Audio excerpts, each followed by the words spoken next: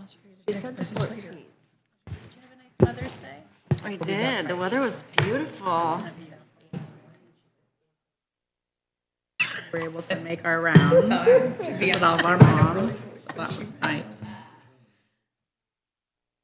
The sun forgot to show up today. Yeah, I think so.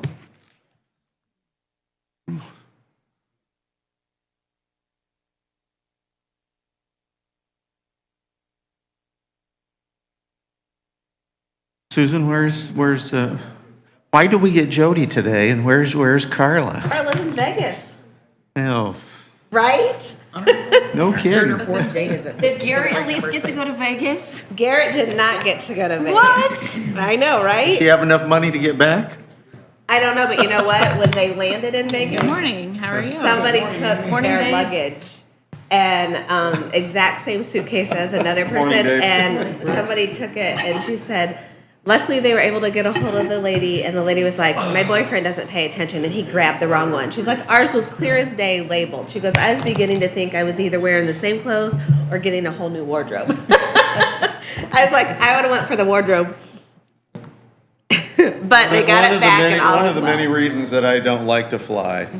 But her kids, both kids and their girlfriends and husbands, they are all out there. And then All out there. a group of Scott's family is coming out. And That's incredible. Yeah. For a whole week? Yeah. yeah, And they rented a house, so. yeah, all they did a together. VRBO and did a house and yeah. Awesome. So they're- Paying her too much. She should come back refreshed, but we'll She see. You would think so, I can't- but Yeah, so at 3:25 this morning, I got a picture. It said, Has look what never popped been up, and an it's a appeal picture to of her and me. Garrett. I like the quiet, little stoplight. I know. Country town. Although his wealth is in other ways. Good. good God, Bill, how'd Bill get in here so early? He was playing so Amy walked in. How'd you get in here so First early? attracted to me was how he handled the word of God.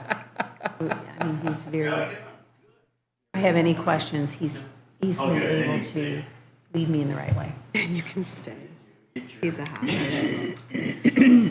What did you think? So anyways, we get Jody so that she can see how you all operate. Well, and she had to do some things for me. Run, Jody, because she's going to be learning I thought it'd budget be close, but with Very all of right. us.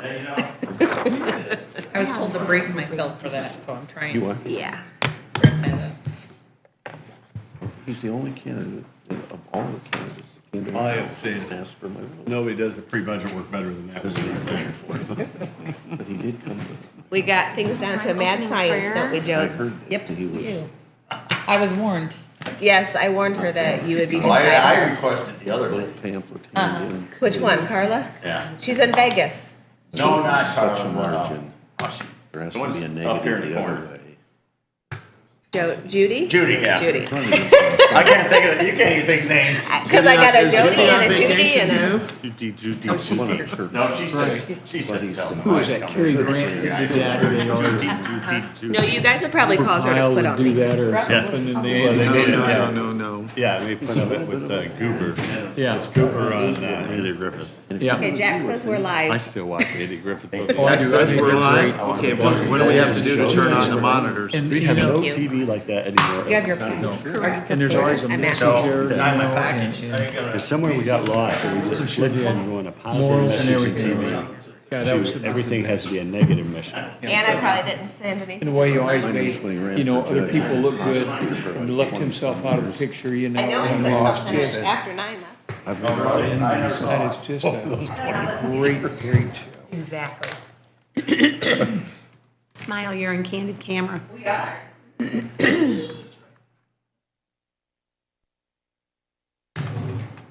Morning, Donna. How about this one? Right, pretty much.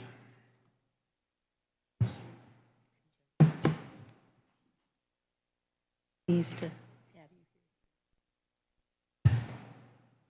is somebody not here? Just graduated from St. Francis.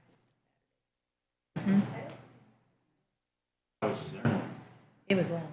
Oh, it's the man It was good. I mean, it was nice. on the left, woman on Physical therapy. And Michael? exercise science. You shut, well, wait a minute. Sue, shut that door, please. Thank you. I didn't know if, I don't have okay. She'll go. Thank you. I get drawn for prayer. I've never prayed She does this. out loud, She like does in a this. whole. More can we ask for our kids, right? This is nerve wracking. I could do the pledge, but When those bills. Well, they had to let them in. or something. We probably ought to have, let her know who's comfortable doing it and who isn't, so. Because some people aren't. And, I decided if somebody really wasn't, they would say something now and somebody else would do it. I'll do it. they had their first camp out. I mean, Okay. I pray a lot, but it's in here. Amy, Bob's gonna do it. I wasn't sure who. I knew there was some, but I wasn't sure. Yep. It's good. It's good.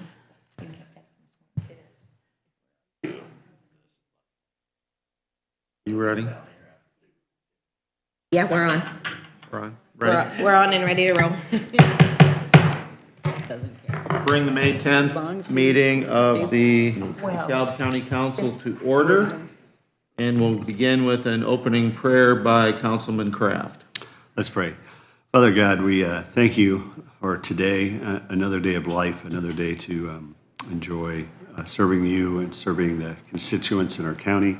We just pray that you give us wisdom and discernment as we go through things and make decisions that are best for our taxpayers. In Jesus' name, amen. You all have a copy of the minutes of the April 12th meeting. Is there a motion to accept them, or any changes or corrections? So moved. Been moved to accept them as presented. Is there a second? Second by Councilwoman Dembski. Discussion? Hearing none, all those in favor of accepting the minutes signify by saying aye. Hi. Opposed, same. Motion's carried. We are going to make a change to the agenda in that Michael Lapham from from probation wants to speak with us before we do the additionals. And then Randy Fox, his wife, tested positive for COVID yesterday, so he is not going to be here because he's going to be tested himself today. So you should all have a copy of his report, and we'll just accept that. So with that, Michael?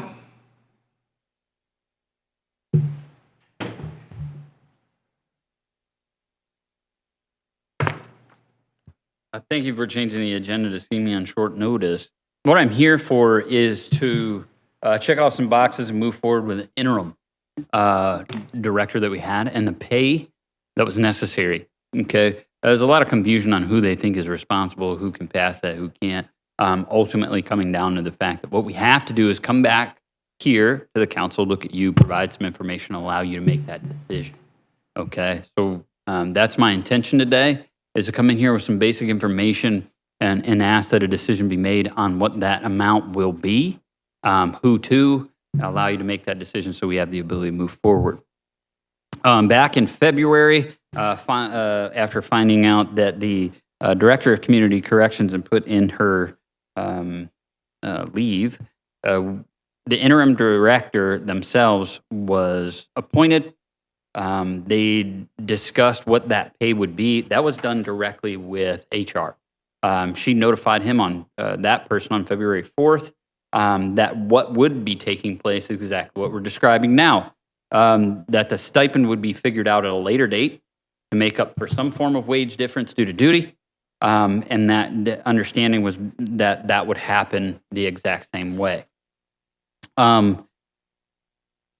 We then had to immediately figure out what those differences would be and what would be available for any interim director and or those who took over those duties. I did that myself to make sure that we had the salary for the new director available, all of those figures figured out so she could hurry up and start to get those taken care of, both payroll as well as the accounts here. Did that for Susan as well as our advisory board president. What we found ultimately coming the actual amount that we have available is $2,749.65. And that's the amount which would have been the difference between the actual pay of the worker that was given the title and the actual director's pay. Now, what I'm saying available is because that's what we have for that salary, that actual account, that's the monetary amount that we have available. Now, since then, there have been some questions. One, should it all go to that person who is named? The interim or not? And the truth is, I could look at you and tell you in that interim period, myself, I'm over there 3-4 days a week, still over there once or twice. Everybody in that organization did extra. Okay. But when it comes to actual duties of the interim or the actual duties of that director, there were really only two people who took on those duties. One was the person who was named the interim director. The second happens to be their financial manager. We've gotten some figures on the amount of hours in which they worked, either standard or overtime, and then some figures on those duties. I'm not sure if it's appropriate or pertinent for me to make a suggestion on what they should. I'm not sure what the standard would be, but I believe that, in my honest opinion, both of them deserve some form of compensation for the both added responsibility and duties of which they took over. So, And remember that both are already salaried positions, so they did not receive overtime for Right. any extra time. Question is, we had this situation with you when Jan was off, and we had the same situation with Nate in the surveyor's office when Mike was off. What was the monthly stipend in those cases? And they were both salaried positions, correct? You were salaried? I was not. You were not salaried? I was not clear back then. $600 a month. A month. What we have done in the Yeah, but past. shouldn't we, how can we compare one's, don't we have to go by their salary? No. You guys This did is a what we're- stipend for me for 600. You did a stipend for Nate for 600. And at the same time, and Nate was salaried. At the same time was when they were also switching from 35 hours to 40 hours work week, so his changed that way as well. But the stipend for the, Taking over those duties. Yeah. In both cases was $600 a month. Yeah, but did that include the extra time they were putting in? They're getting an extra She stipend. would have, did you claim overtime during that time? Did Nate? Nate was salaried. he could not. He could not. So. And these two people, either one of them salaried? Or they're both salaried? Both are salaried. Yeah. So those are, all I'm doing is laying out the facts. This is what we've done in the past. These are the facts. You guys have to make a decision. We have to make a decision. How much overtime do you have over their 35 hours they put in? There's none of them went over 40 hours a week, was there? yeah, I mean, Oh, yeah. honestly, if you want a total during the interim period of time, the person placed in the interim worked about 361, and the person not placed in the interim, which takes care of the remainder, has about 425 and a quarter hours. So there is some disparity there, some difference. So what were those hours again, Michael? The interim was 361 hours, and the financial advisor 425 and a quarter. Of those hours, I had I hate to tell you, I had all that and I printed it, but I only got the, no, that's okay. Of those Fine. hours, I can fill this in. Of those hours, overtime, the financial position had 75.25 hours, overtime hours worked that would not have been compensated. And the one named interim had 13.75 hours of overtime. That again? 13.75. versus Since they are salary, 75.25. how do you even know that? They keep track. Most salaried people keep track because What was the time frame? 5 weeks. five Or excuse five me, pay 5 periods.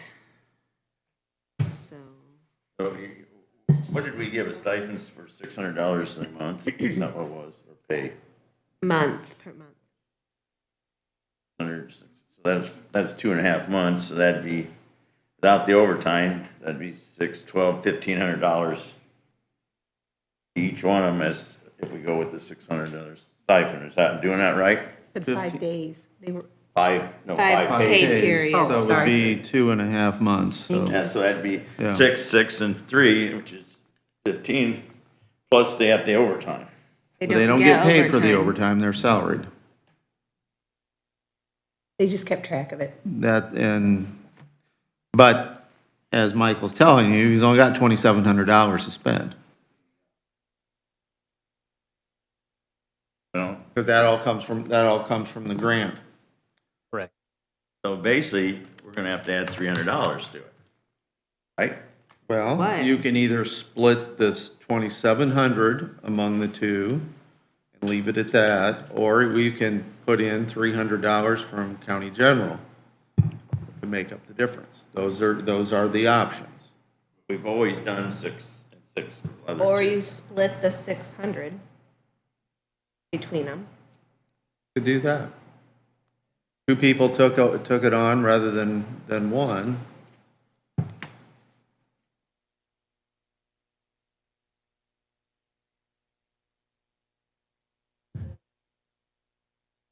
That's your guys' call.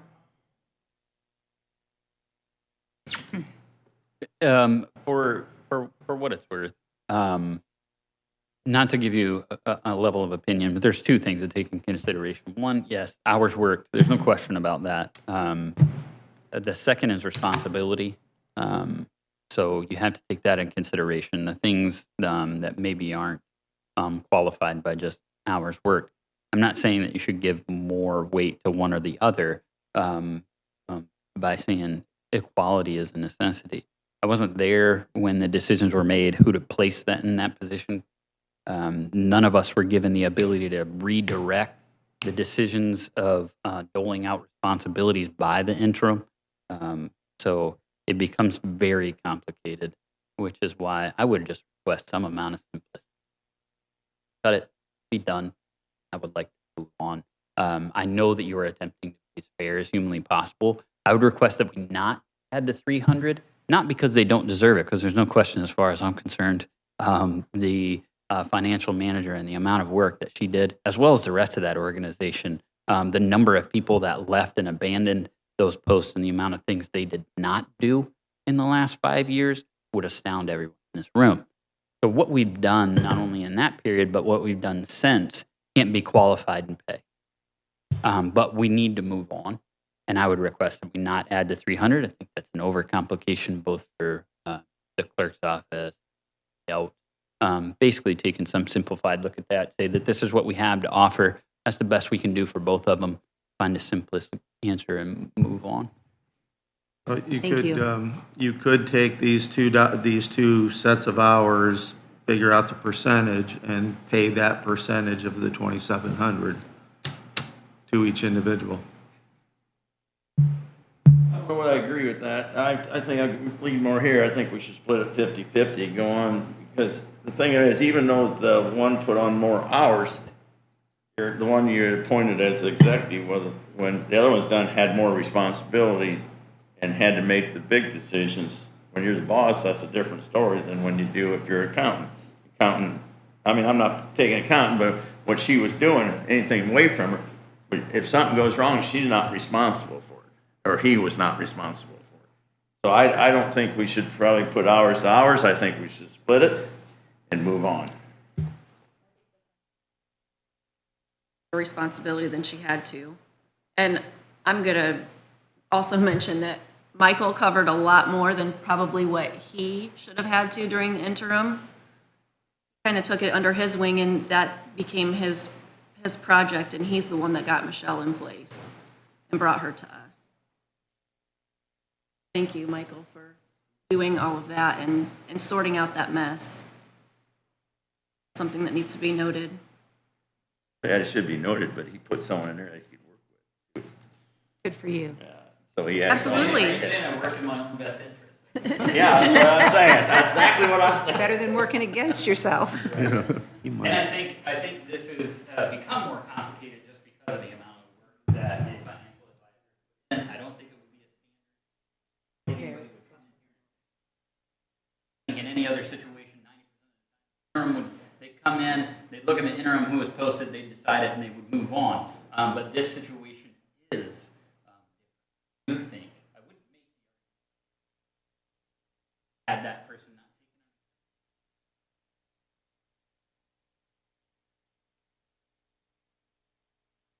on. Whether it be so even making that argument.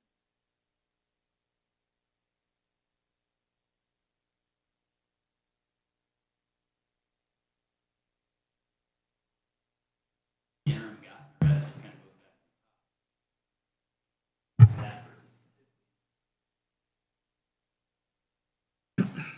What are their normal hours? You say, is it 40 a week and they're working over the 40 hours? They're a week? already working over. I mean, their standards. So the normal work week is 35 hours, but they're working over 40 hours. And over a 10-week period, they're averaging how many hours a week overtime? Average.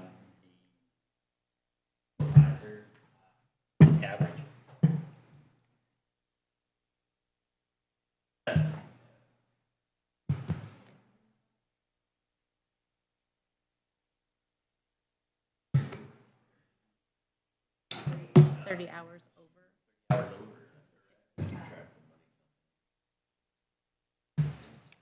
I would say that that's closer to us. For the new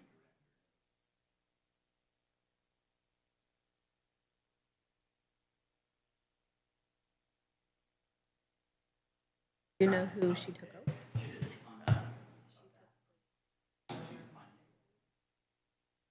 being able to take the numbers and not only create, also to You make have to keep track.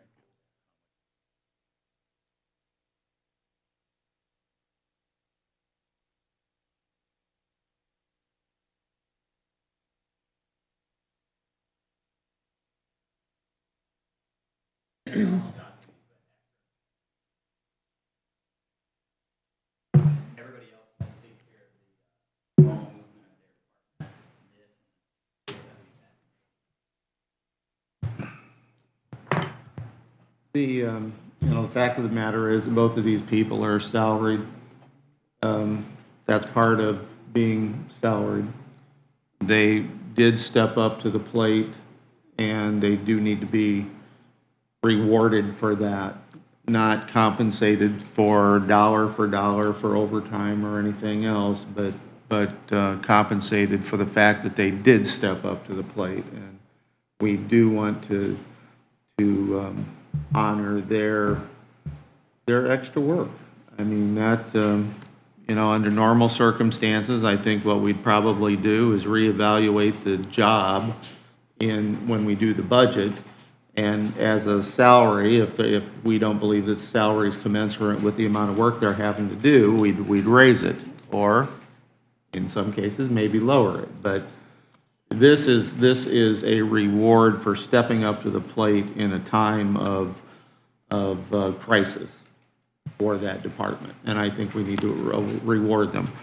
I don't have a problem with entertaining a motion to split the $2,700. I don't have a problem with adding 300 to it and splitting that. I think we need to reward it. So let's, yes, Bill. This is all grant money we're talking about right here. That's not a guarantee. There are obviously.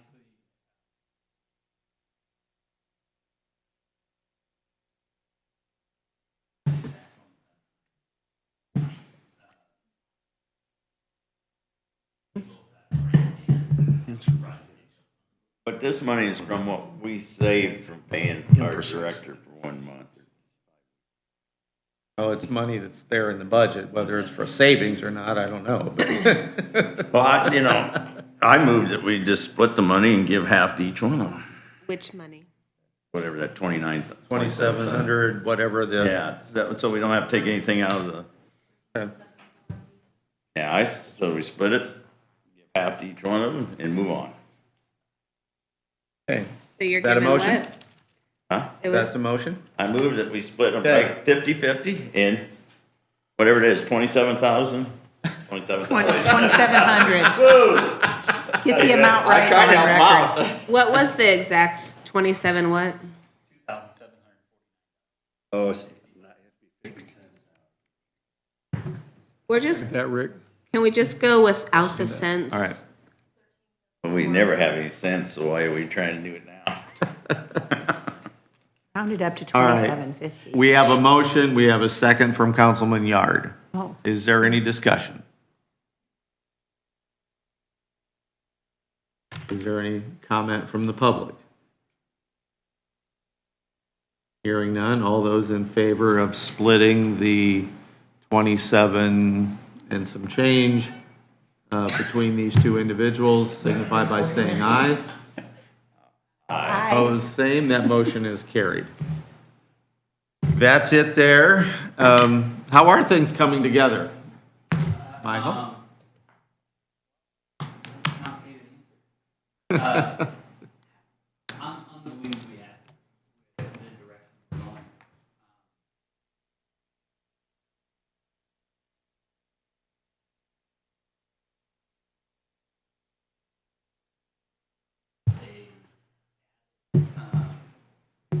Title of fireman, consistently taking what we have. Expected to do that day, you're going to have. There are a lot of things we talk about walking into a project.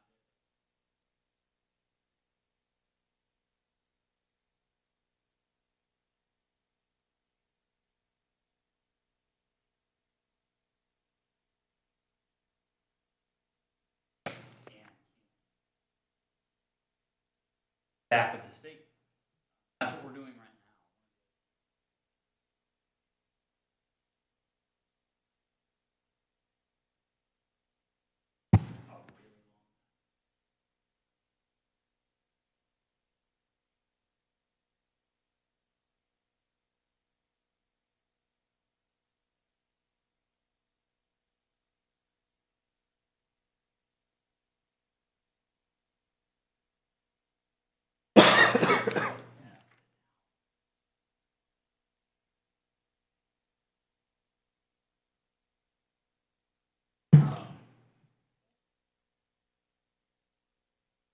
I have to spend a lot of time apologizing.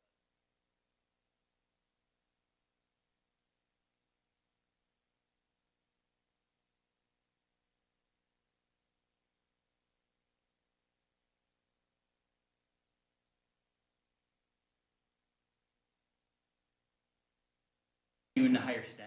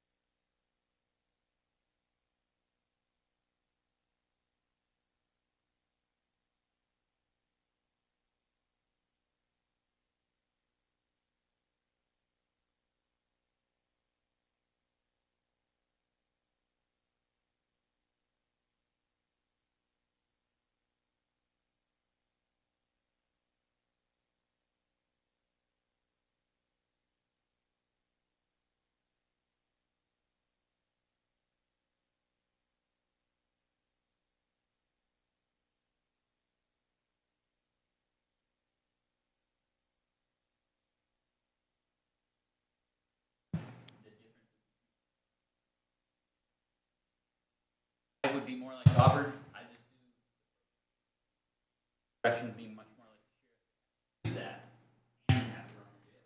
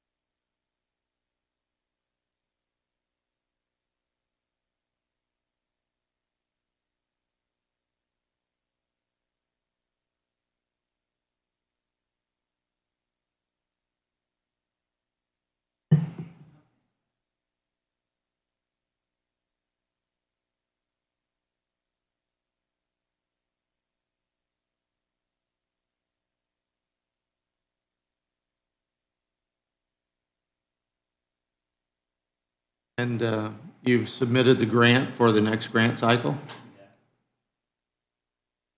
This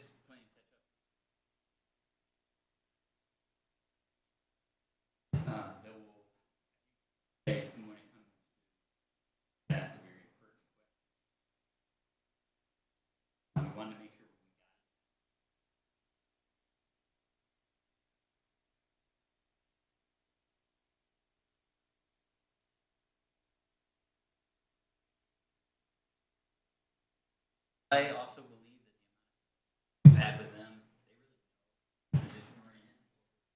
So they've been more than helpful with everything we've been doing so far. Open, for probation and community. I ask them questions, they reply.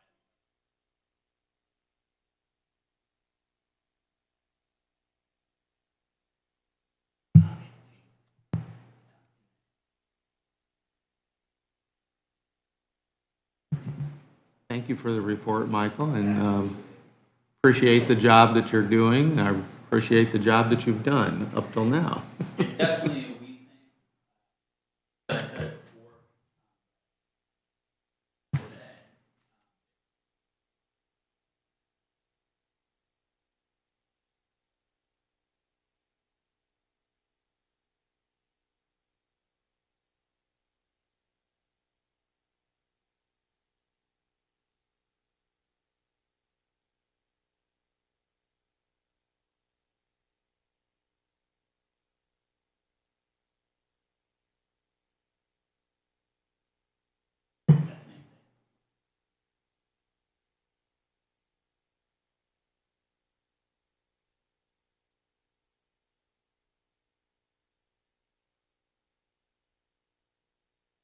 Good to know. Thank you. All right. Moving on.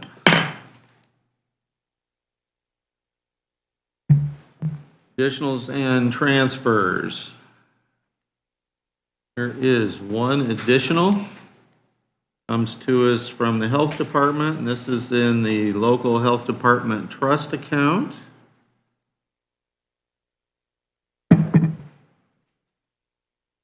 And department is Health. Fund name is 1206 Indiana Local Health Department Trust Account.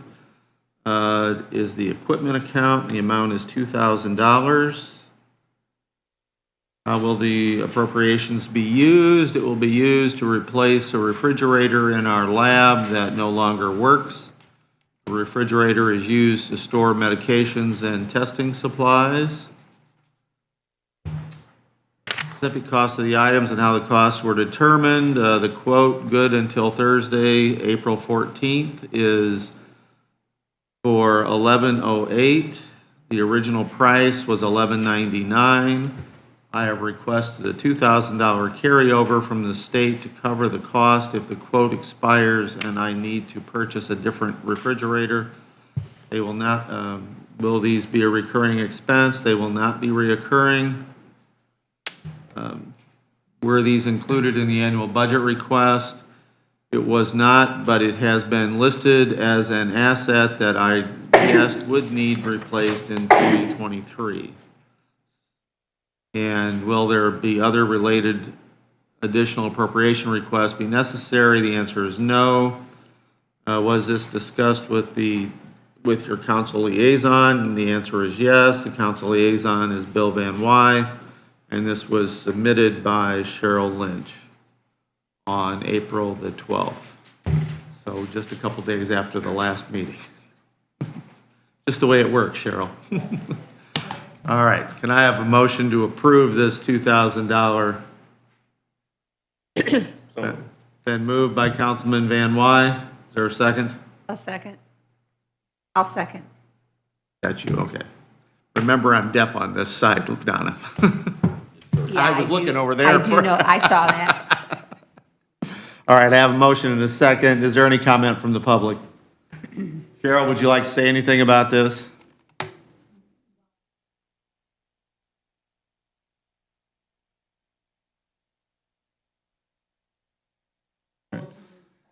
is this one of the refrigerators that would have an alarm on it if it fails?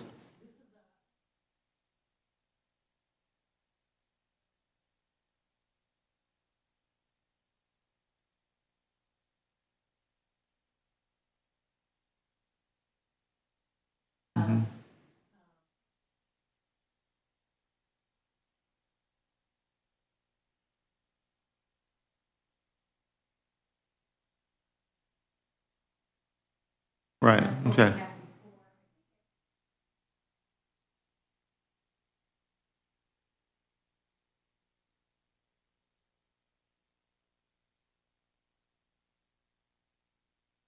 Okay.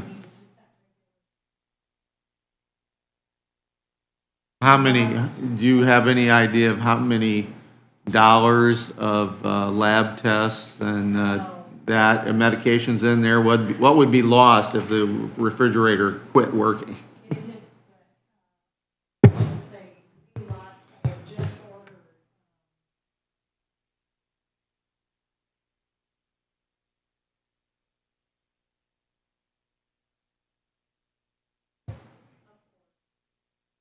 Murphy's Law.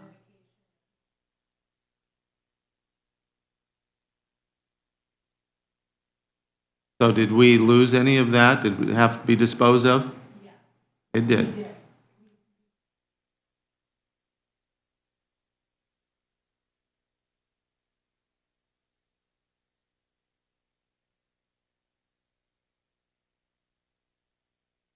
Oh, so you tried to use this stuff before you had to dispose of it? Okay.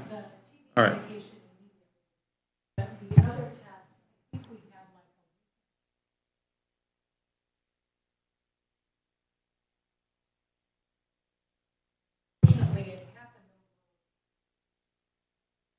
Always.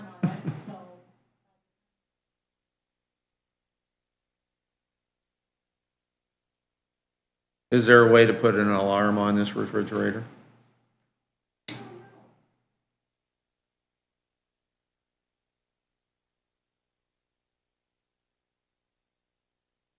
See, even though there's not a really tight temperature range, when you've got that many dollars in a refrigerator, there should be an alarm on it so that you at least have an opportunity to come in and move the stuff to a different refrigerator.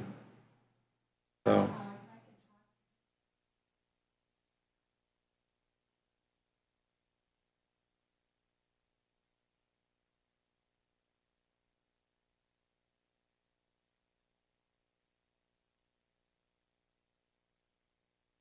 I would do that. And is the company going to honor this quote that you have here? They did? Okay. And so you do have extra money there if you can get some type of monitor. If you only spent $1,100 out of the $2,000, you've already got their permission to spend that $2,000. You're only spending $1,100 on the refrigerator. Take that difference and try to get a monitor on that refrigerator.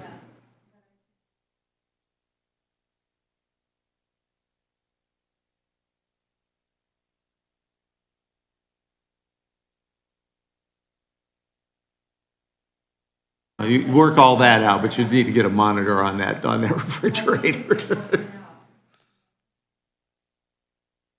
Okay. All right, so we have a motion, we have a second. We've had comment from the public. Is there any discussion here among the council? All right, hearing none, all those in favor signify by saying aye. Aye. Aye. Opposed, same. That motion is carried.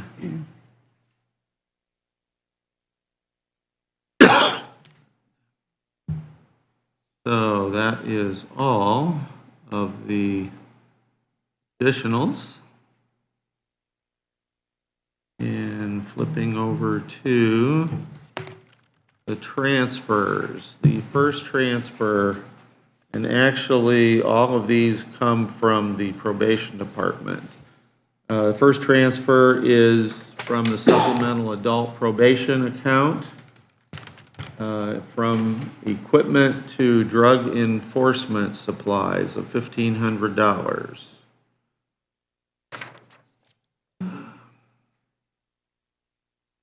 Your council members, the DeKalb County Probation Department would like to request the following transfers. Transfer $1,500 from 2000.44430 equipment to 2000.22190 drug enforcement supplies.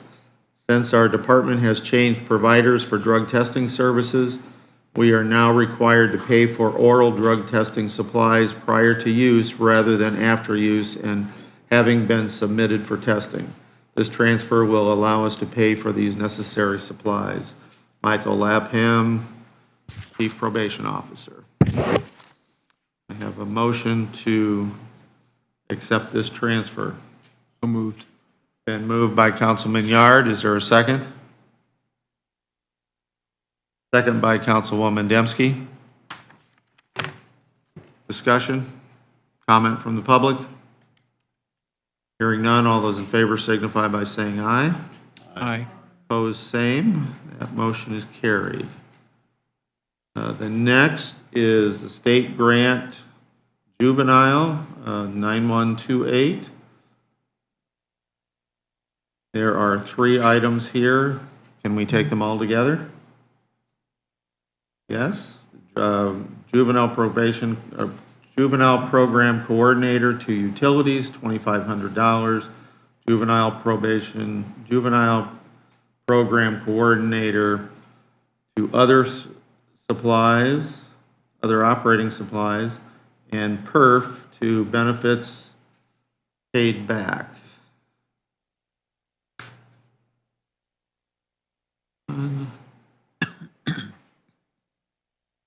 Your council members, DeKalb County Community Corrections would like to request the following transfers. Transfer $2,500 from 9128.11492 Juvenile Program Coordinator to 9128.33540 Utilities. Transfer $500 from 9128.11492 Juvenile Program Coordinator to 9128.22730 Other Operating Supplies. Transfer $6,350.17 from 9128.12100 perf to 9128.12400 benefits paid back to the county.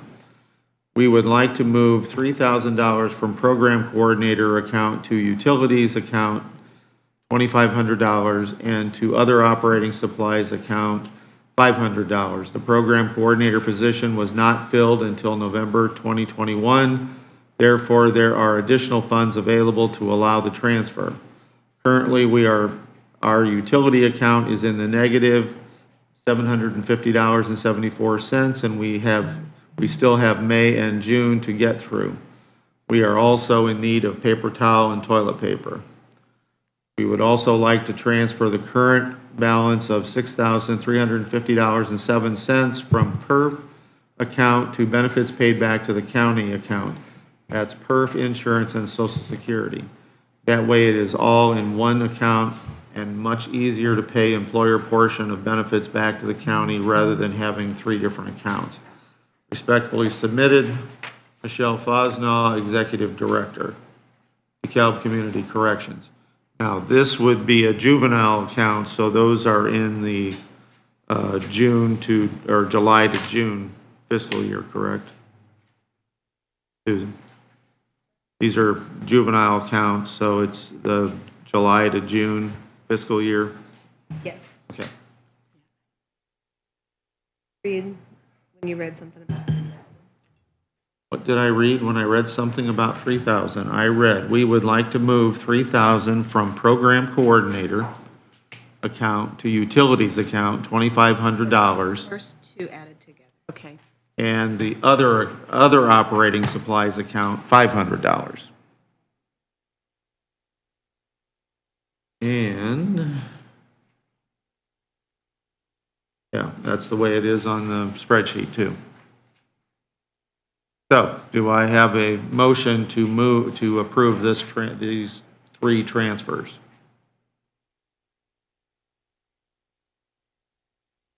Who said yes? Amy Dembski. Motion. Is there a second? Second. Second by Councilman Yard. Discussion? Comment from the public? And I have a motion and a second. All those in favor signify by saying aye. Aye. Opposed, same. That motion is carried. All right, next is the probation state grant in the amount of $300.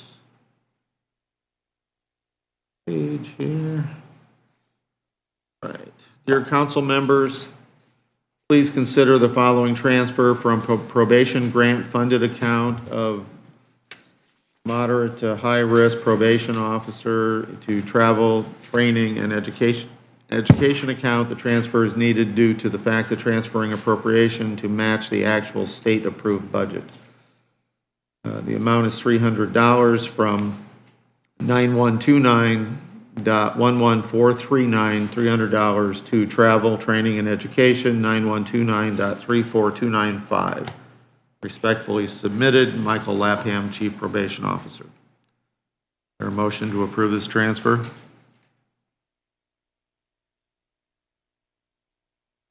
So moved. Been moved by Councilman Yard. Is there a second? I'll second. Second by Councilman Kraft. Discussion? Comment from the public?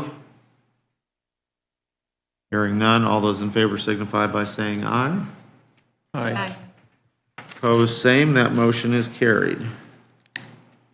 All right. Who was that motion in second? Who was the motion in Dave. second? Dave, and then Bob. Thanks. All right. I'm talking with Jack, trying to. Oh, you're, Sorry. yes, we've Sorry, noticed sorry, there's been sorry. some technical difficulties with the live streaming. It's focusing on Amy the and whole Dave. time. And Amy only. Trying Would to you be like very it locked nice on and you? smile. Would you like him to lock it on you? It's focused on that side and that side only. I know.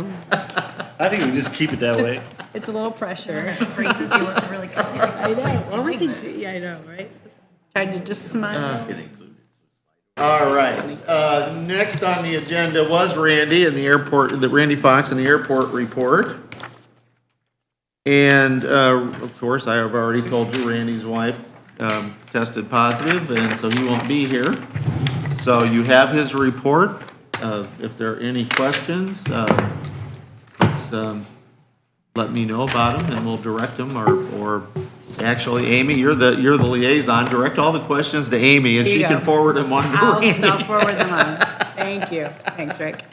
Well, you know, you're on camera. You might as well. I know, right? Exactly. Do the Where's process. this report at? I don't see it. Okay, now this is the one. Okay, this is the one that wouldn't download that Jody Right. fixed. So if you tried to download it, Here's the Came in an council email from brief Susan later, I think. no, that was a different thing. called That was something different. Airports Council Brief. There were two. For now. There were It's in the two. There were packet. two things that would have downloaded or should have downloaded. Oh, it's at the bottom. Okay. None of the abatement stuff's This is one of my original package. Which, are you talking about the airport? No, I would have just put it in your ones that you picked up today. I can send it to everybody.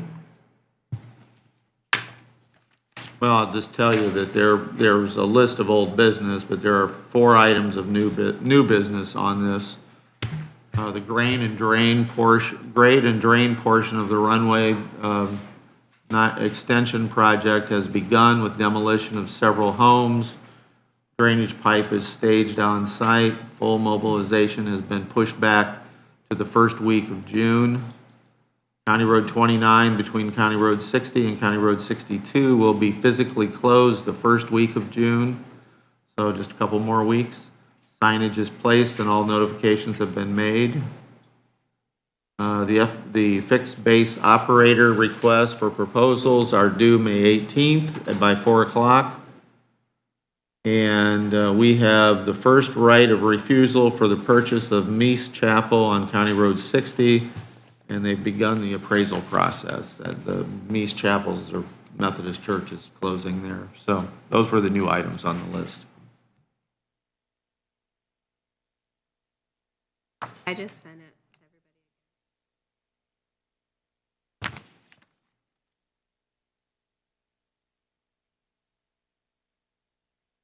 All right, so that is the airport report. And then we do have next is the acknowledge the receipt of the 2021 annual report for community corrections. And there were a number of items that were there for community corrections.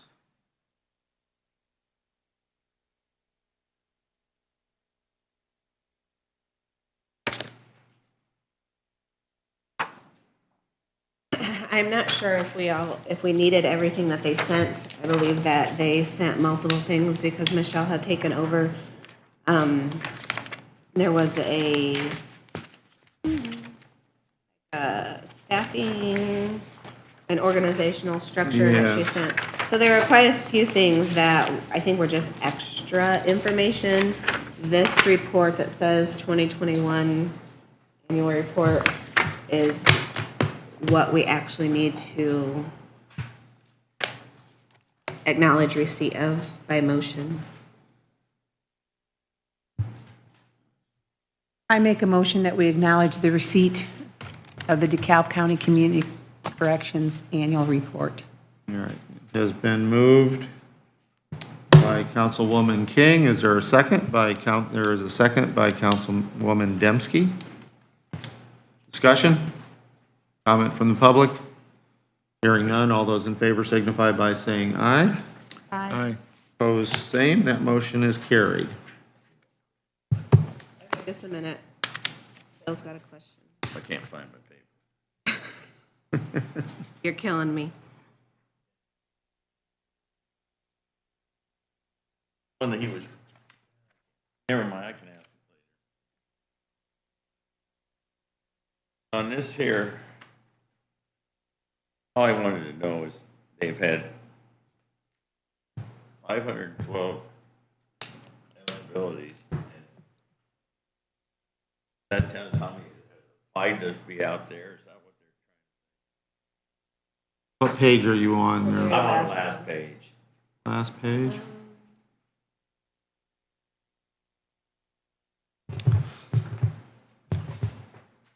No idea.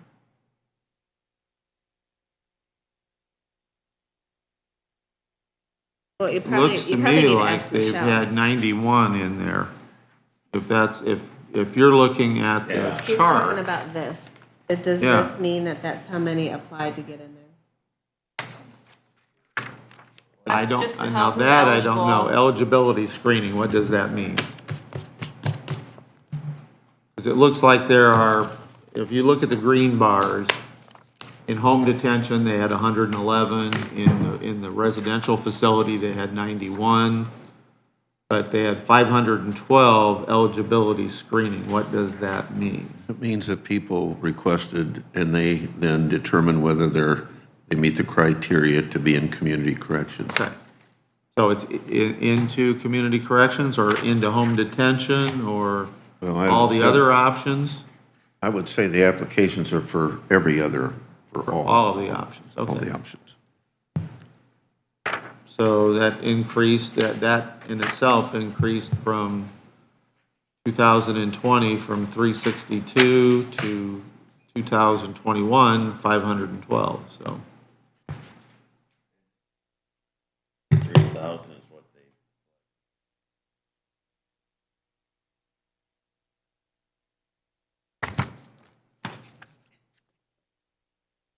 That was the calendar year. I mean, they're reporting for 2021. So I would assume that it would be just for Oh, this is 2021. 2021. Yeah.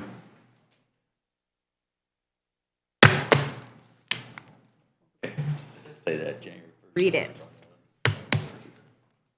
All right, now Susan, what is it you handed to me here? Okay, so for all the other stipends, we've always done an ordinance like that Okay. with 3 readings. I typed it up real quick so we could do it all right Oh, now. you just typed this up, okay. I sure did. All right. Very good. And it says $1,374. Is that the total? 1,374? Oh, each. Okay. All right, well, if everyone is ready to do an ordinance on the stipend for the community corrections people, I have it here in my hand that she's done very quickly. And I'll read it. Are you ready to deal with it, or do you want to deal with it next month? You just approved it. All right.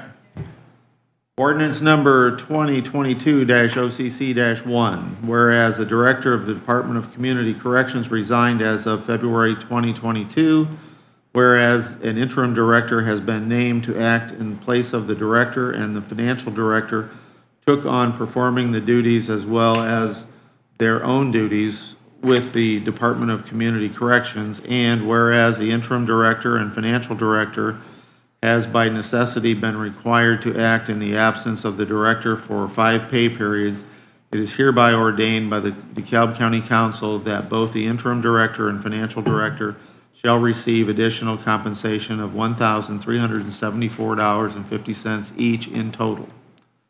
And I have a motion to approve ordinance number 2022-OCC-1. Been moved by Councilman Van Wy. Is there a second?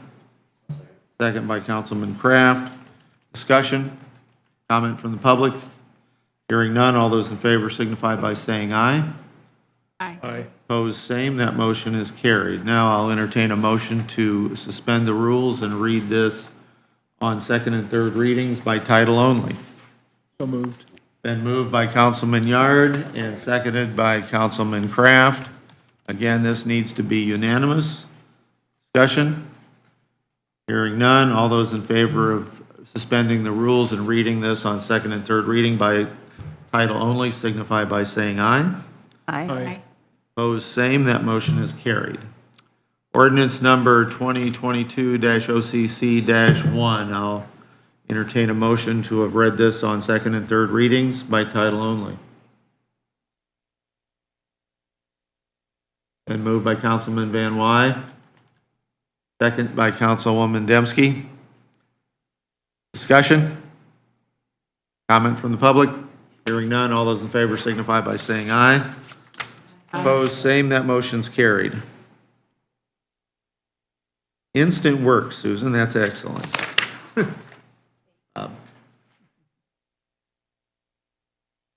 All right. We are running ahead of time. Oh, no, we're not. Oh, no, we're not. No, not really. Oh, no, we're not. All right, council discussion. The Tax Abatement Committee has met several times between the February, March meeting, I guess it was, and now to revise our standards for applying for and receiving tax abatement. You should all have had a copy of what we have come up with. And you should all, I think you gave out the minutes for the meetings, Susan? Did you give out minutes? Yes. You've all received minutes of the meetings too. Unfortunately, you just received those today. There is now, get all the right forms here. We have 2 documents that we're suggesting. One is an actual application form that would be completed by the person applying. And we are suggesting, and a form was provided before, but we did not ever see it at the council. I mean, it was received by the auditor's office, but we never got it. So we're going to change that a little bit. We've added a lot of information to this form, and we are also requesting that there be a $250 application fee that would go along with the request for the tax abatement. And depending on the type of project, there could be 2 different applications for each project. One application for real property, one application for personal property. Each would require a fee of $250. The second document that would be filled out or completed by the Tax Abatement Committee and then referred on to the council for its full consideration would be a point system where they would, it would make the determination as to how many years would be given in tax abatement. Is that Exhibit B? Now, I printed it Yes. off. I don't know, is Thank it, you. what, is it B into there? A is the application, B is the grading review. And the grading review, does the applicant do that, and then? No, the No, council, we do. no, the Okay. Tax Abatement Committee does it. Okay. The, just to go down through this, the first 6 items, existing industrial facility, acquiring new production machinery, or IT equipment, or recycling equipment, you can get a maximum of 2 points. Number 2, existing industrial facility, additional manufacturing space, they can get another 2 points. 3, existing but vacant industrial facility occupying, starting up operations with new machinery. And new research and development facility, new corporate or regional office, new industrial facility. The next section is the total capital investment, and they would get, this form I've got didn't get changed. Didn't we make that .2 instead of .1? Half a point? Okay, we moved that up to a half a One point. the tenths to To a quarter half, yeah, increments. quarter a point. Sorry, which one are we on? Letter It would be B. under B, number 1. A half a point for every $100,000 that they Mine spend. says that. Okay, well, I was looking at a different form. Oh, okay. The first one we printed, I And printed a off. tenth of a point, and then we calculated it all out. The, The ones I provided and that Stuckey had are the updated. those are the blanks, not our working copy, which is what I was reading off of. And then C is the new job creation resulting from the project, and they get a quarter point, up to 10 points for each new job created. And then in D, this is new jobs resulting from the project, and the first item is minimum wage, up to $14.49 hourly is negative points. 2 times minimum wage equals $14.50 an hour is 0 points. 2.5 times minimum wage, which is $18.25 an hour, they would get 1 point. 3 times the minimum wage, which is $21.75, they'd get 2. 3.5 times minimum wage is $25.38, they would get 3 points. And 4 times minimum wage or greater, which was $29, they'd get 4 points.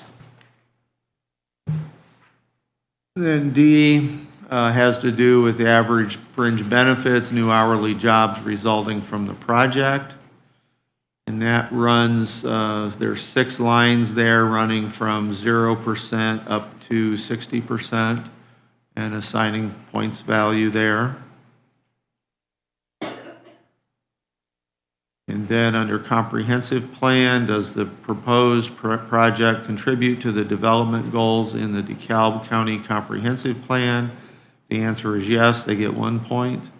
Longevity in DeKalb County, a quarter point for every 10 years, up to 5 points maximum. Community participation and support, whether the applicant has provided satisfactory documentation of active support, participation in community projects and organization, they would get 1 point. Infrastructure impact, number 1, will this project require DeKalb County to spend public funds for required infrastructure? And they get a negative 1 point for that. Will this project require public assistance, grants, loans, bonds, in addition to the tax abatement? If yes, they get a negative point for that. And will this project increase the flow of traffic in the surrounding area to an unacceptable level? And if the answer is yes, it's a negative 1.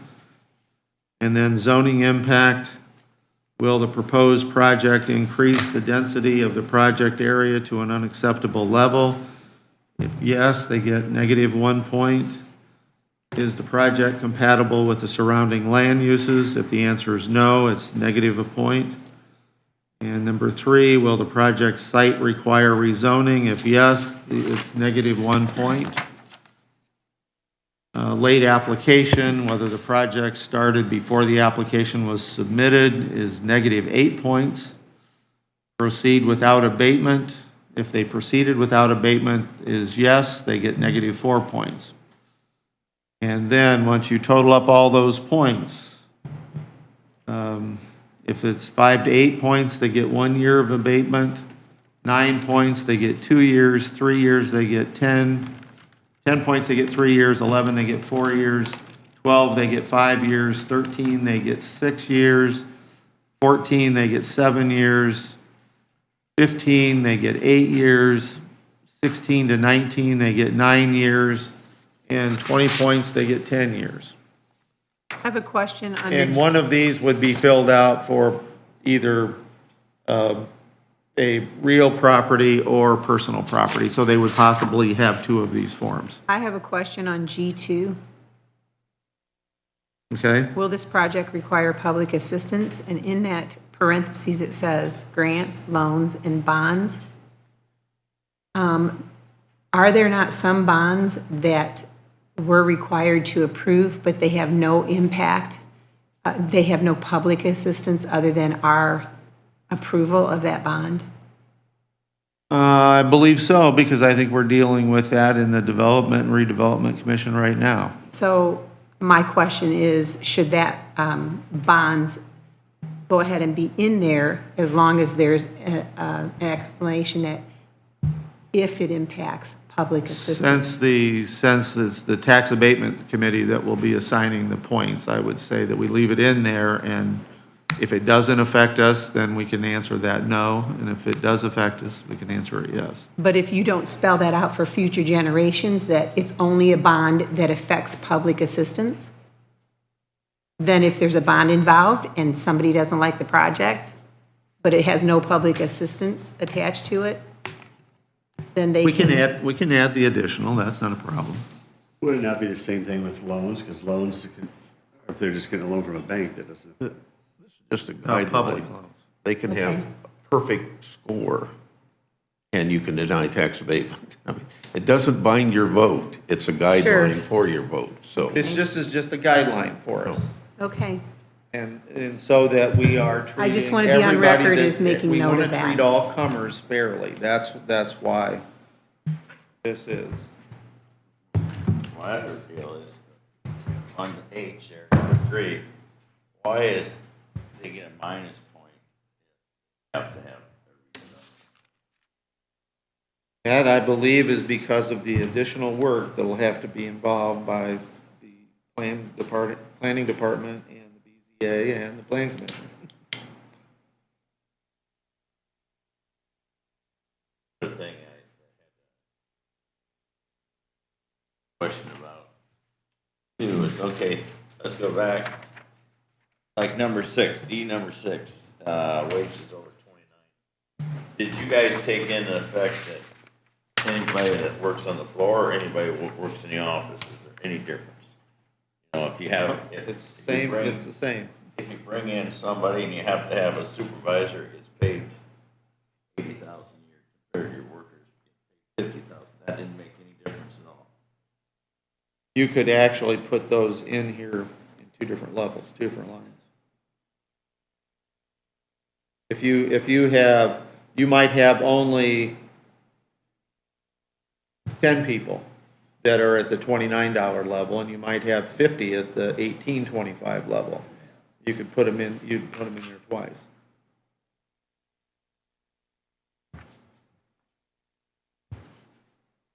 And to just look at.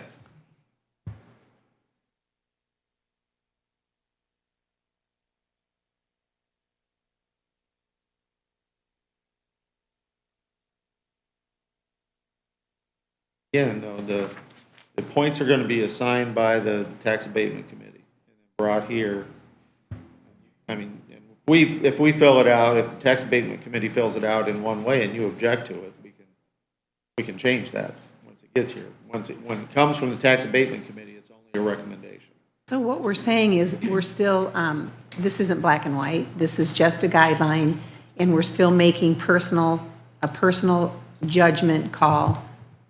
Every vote you make is a personal judgment call. I understand that. This is only Okay. a guideline. Okay. So that you can have some justification for the way you make your decision on how Right, you vote. and I'm grateful for that. I And just if you, want to and make. if you don't agree with what, I mean, if 6 of us agree that this is right, and you say, no, it's not, you can vote against it.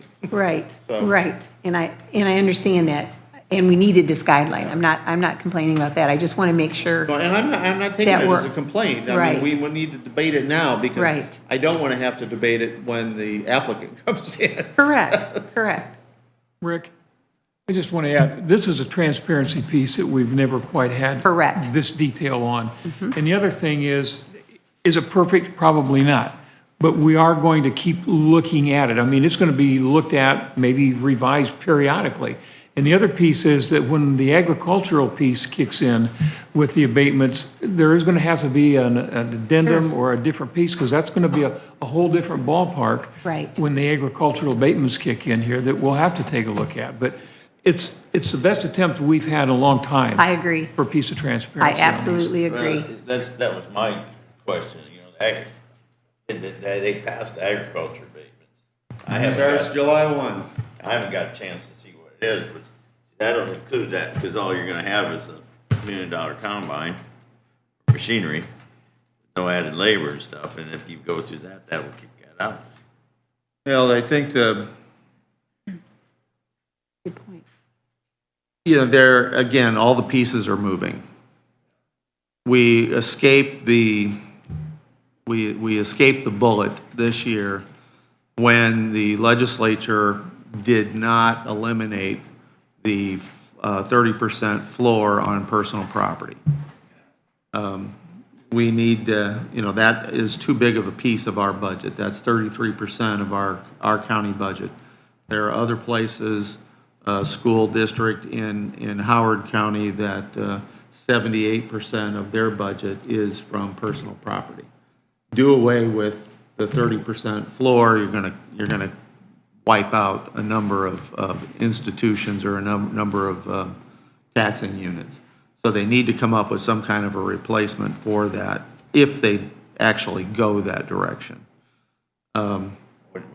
We are, and the other thing is that anymore, we are not focusing so much on the creation of jobs, which is what many people think that's the only reason that you give tax abatement is the creation of jobs, and it's not. Fact of the matter is, we need to keep that assessed valuation up as high as we can, and if the assessed valuation does not rise as fast as inflation, then our tax rates are going to go upside down. If assessed valuation goes up 5%, then and our budget goes up 10%, we're not going to keep up, and it's going to flip itself. We need to keep that assessed valuation up. That is very, very important.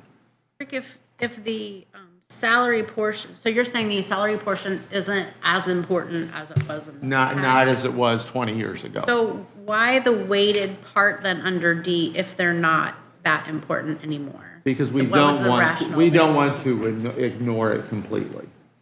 And, you're going to have people that are going to, with automation coming in like it is, you're going to have a lot of people come in, I believe, that have either one or two or no jobs.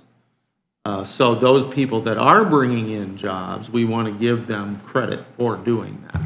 But that's not going to be the top reason for giving the abatement. I want to ask a question. So in the past, when we've granted an abatement to a company, has it always been for the full 10 years? And this is an instrument that allows us to do it for 40, like, to adjust it by the points, and they may only get 4 years or 5 years. Or you may only get one. 1 year. You may only get one. But in the past, we always just, you got an abatement, you got the You whole thing. you were limited in 5, 8, and 10 in personal property or in real property in 5 and 10. How did that work? Anyway, there were very strict limits. The legislature did change that. We can now go from 1 to 20 years. And it's not divided in a certain distinct percentage. Like if you got a 10-year abatement, you got 10% off every year. That's not true anymore. You can actually now, you can give 100% abatement for the first 2 years and then start the decrease. Or you can give zero abatement the first year and then start. It's up to the council now to make those decisions. It's not fixed in the state statute. But this tool helps us, based upon these points and the number of years it comes out with the points at the last page. It gives you an objective thing to look at and say, this is, according to this application, this is only worth 3 years, or this is worth 8 years, of abatement. I think that's very important that, we're treating each individual as to what their benefit is to the county. Absolutely. I like what I'm seeing. Yeah. I absolutely do. I like that a lot. Me too. Does it help the smaller people, like wine company that we had? Tax abatements.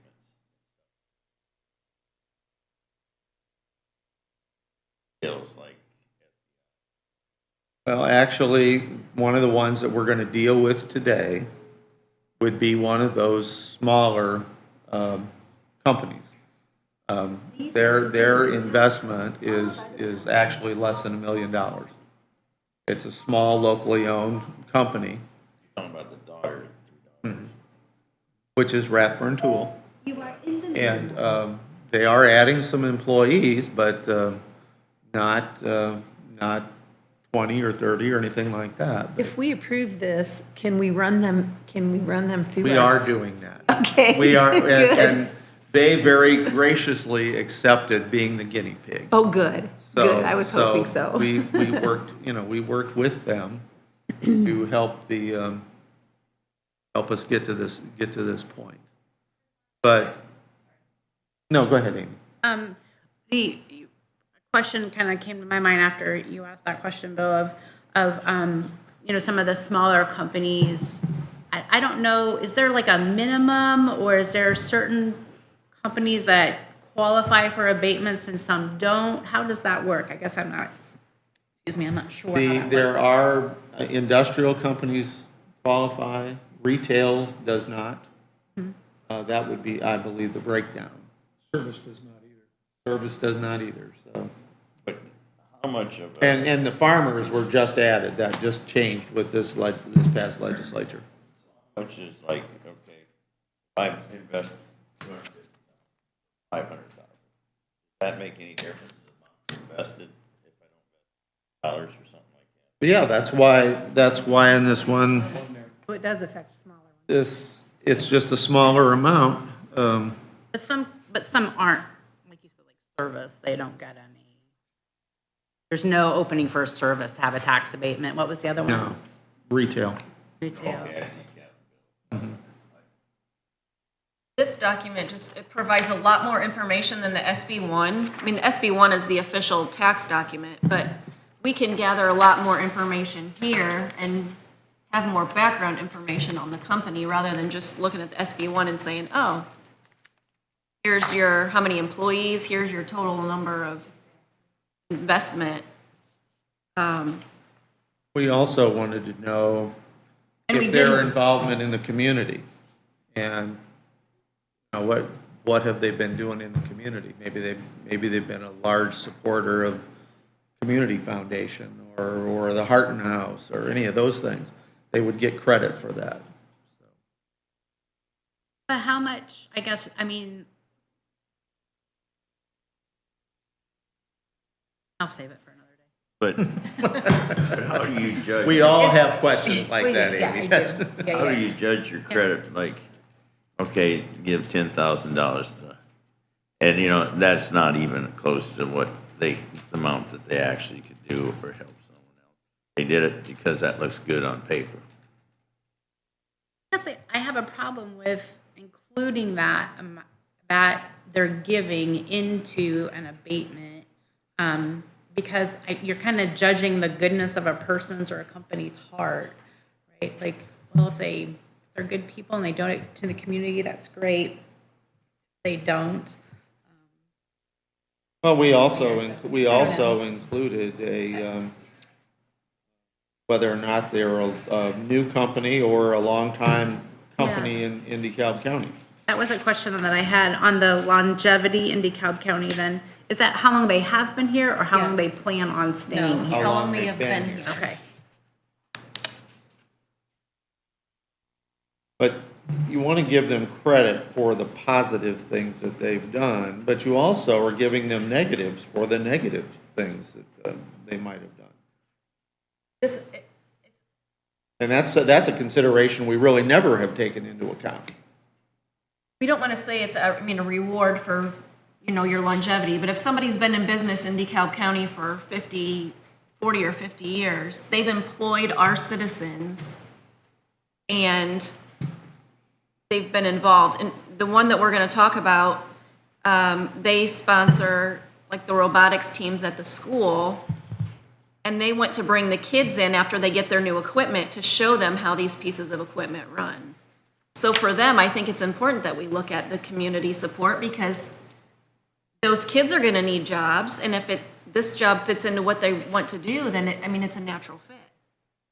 But, the only thing I have with tax abatements is when Dad was on the board, and maybe you remember this, Dave, since you were with it, there's 3 factories that was on US 6, 2 on that side of Corona and 1 on the other side of Butler.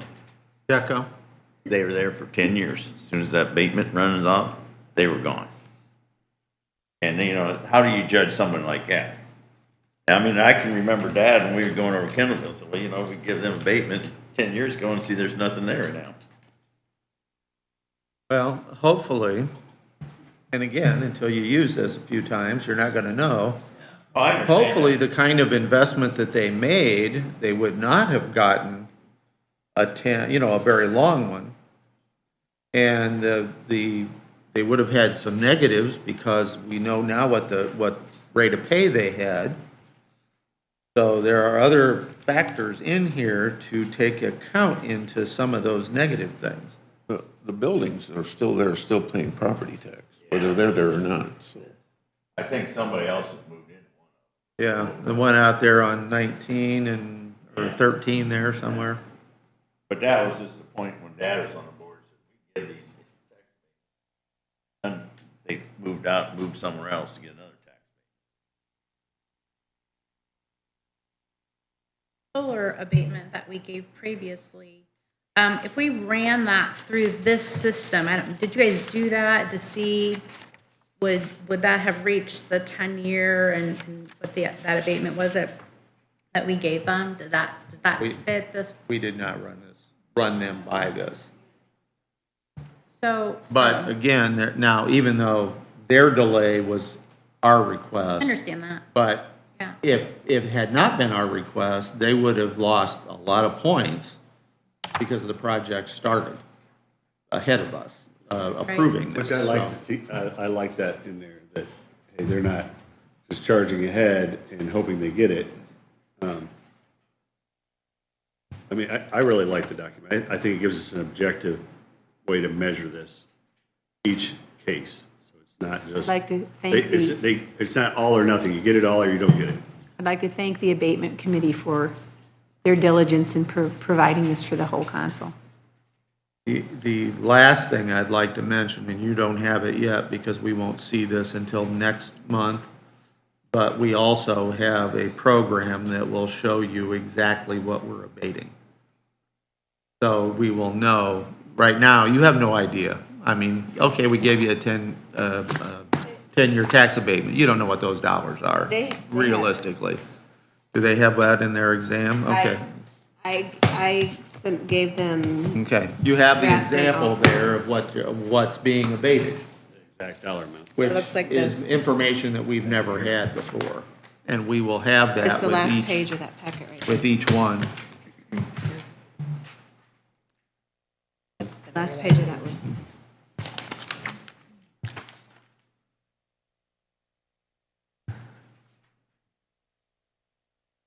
Okay, thank you.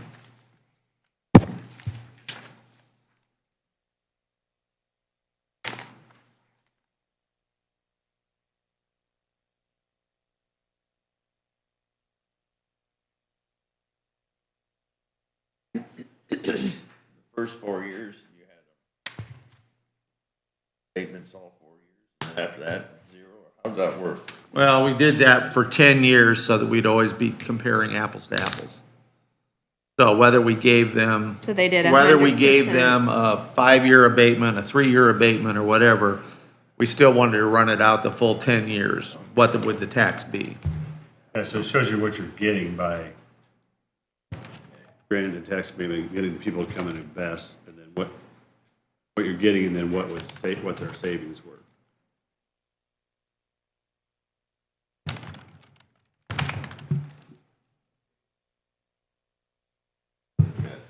All right. When we come back, and now I've lost my agenda. Somebody was on the Zoom. We have Zoom, A little bit ago. we have WIS at 10. At 10? Yes. All right, let's take a break so we can be back here at 10 o'clock. We'll come back to this because we do have something we need to vote on there. That's Zoom meeting. But people that we're meeting with. we're adjourned for 7 minutes. That's Kent Irwin. Thank you.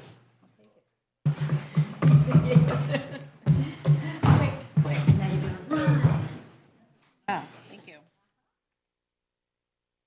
Yes.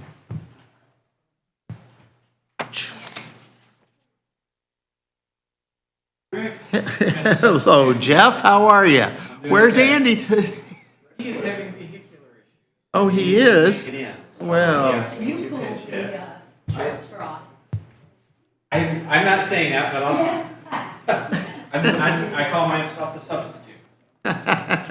that works. I do have some questions, one of which pertains to what you're discussing, but since you've not passed it, Those? Michael that spoke, Yes. what is his? Lapham, he is the chief, Lapham, Lapham. Oh, okay. And he is the chief probation officer. Talking about community corrections. Right, and community corrections is being kind of merged or transferred under his leadership. So,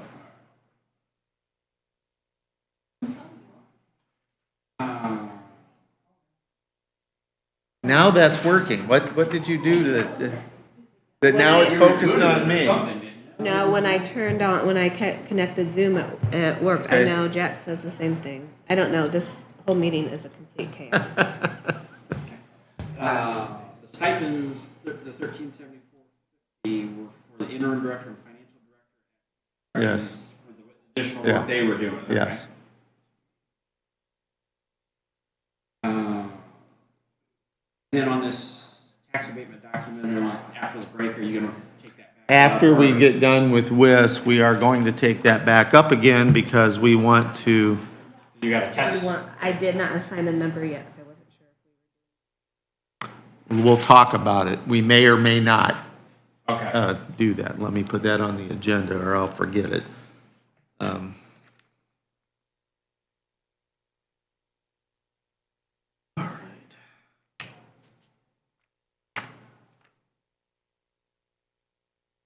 So, and the next one, Jeff?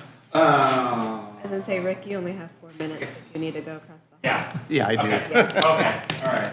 I'll be around after Okay. we're done here.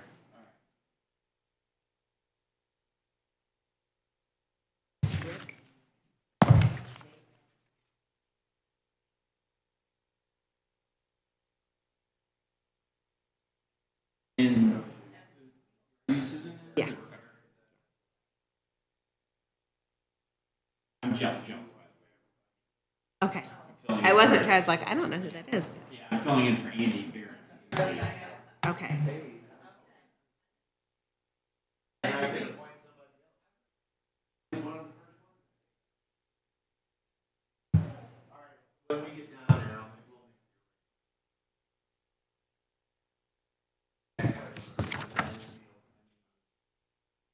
As soon as we're done with WIS, I mean, they're still in There's like a set. 30-minute window. They're still in session with WIS.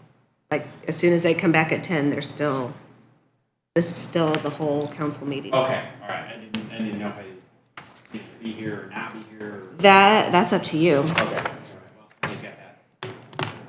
Yeah.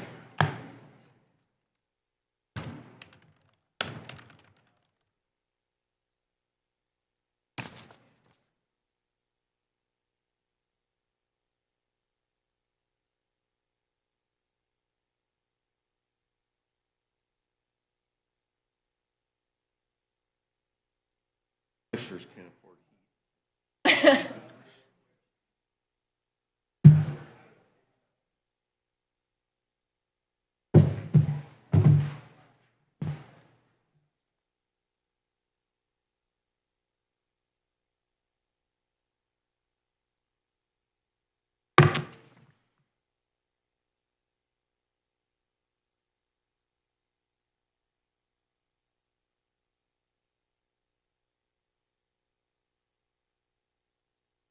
I like this a lot.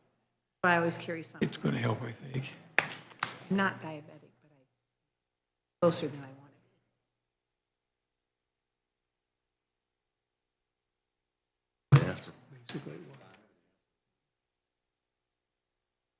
Stayed in compliance with Commissioner. Yes, they got it. That's right. Well, I like this. That's right.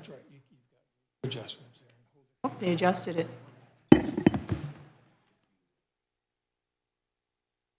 Say the best thing you can do is not to drink. Drink lots of water, That's a good start. not drink any soda, I don't. any fruit drinks. They're loaded with I don't sugar. usually. Yeah. And no diet drinks. I don't drink any They're of worse those. for you than they. Well, then I'm doing the right thing because I don't. I drink too much coffee, but not that that makes any difference. Well, we're talking, and it's picked us up, so. But in other words, Or at least, I guess we can just trust you. Before, we never. did you hear? It was so He's ignoring you. drawing new business, so I wanted. It's not this time I have trouble staying awake. Tells me. It's about 4 in the afternoon. when I start to get a little groggy. We want ceremonies, basically, because we're going to go in and check that there, you know, because those. It's a good start. Guy on the left, the guy on the left kind of looks like. Were you surprised?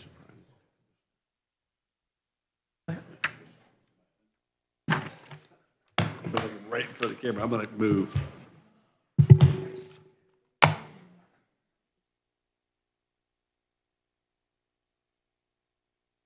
The voting patterns. Dude. Completely different. I was going to say Anton. Is that Anton? Didn't Had even such cool recognize hair that at before. first. Oh. Summer. Hey, it looks good on you, Anton. hat now all the time. I mean, Did you ask your wife before you did that? I kinda wondered who that was walking in.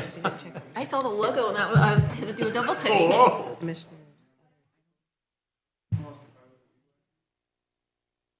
Bad barber. My tongue.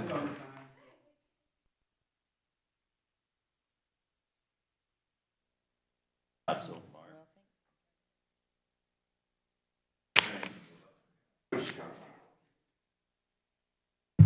Oh, you had a big desk.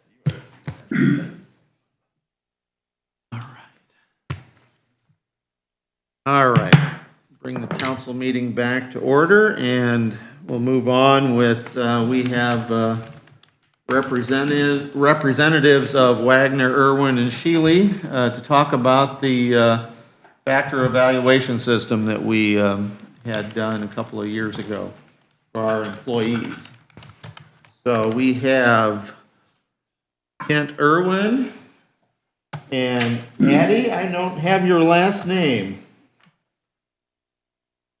Addie Rooker. Addie, okay. Nice to hear from both of you. So how do you want to do this? You want to just jump right into explaining this system, or? Yes. Thought we'd take a little bit of the time here on the front end to talk about the factor evaluation system and its history, and then talk about the work that we've done in terms of your classification project that was conducted back in 2018 and 19, how we have been working with your elected officials, department heads, and Dottie in particular, in keeping the job descriptions updated and maintaining the overall system. We're currently in the process of conducting an external market survey, which will have comparative salary information for you a little bit later. So I don't know how many of the council members were involved in the project at the time, but just as a kind of a brief overview and refresher, we provided a handout that's titled Factor Evaluation System Reliable Job Classification Compensation System. So I'm going to go over that for a minute, and then Addie's going to go over the report and summarize it, and then look at some of the specific questions that have come up in the process of reviewing jobs that some of the elected official department heads have asked that they be reevaluated. The factor evaluation system itself is a public sector job classification plan. It was developed by the Department of Labor. So it was paid for with all of our tax dollars. It's not proprietary to any organization, any consultant, or any group. And it was developed specifically to classify public jobs where it's being different than the private sector, where we don't have certain positions, or at least not in any great numbers, such as protective occupations and law enforcement, pretty much reserved to government. So that's one of the categories that this system sets aside. And the basis for many of these categories is that you look at jobs that are alike and try to make comparisons internally amongst like jobs. So you're not comparing a police officer to an assessor's deputy. You're not comparing a court reporter to a truck driver. So the bottom line, the system, it makes a distinction between jobs and how they're grouped. And that's kind of the central basics of the whole system. Once the Department of Labor devised the system, it was used extensively across the country by state and local government. Way back when Otis Bowen was governor, he brought the system to the state of Indiana and classified all the state of Indiana jobs under this factor evaluation system. The system at the state level is still in place today.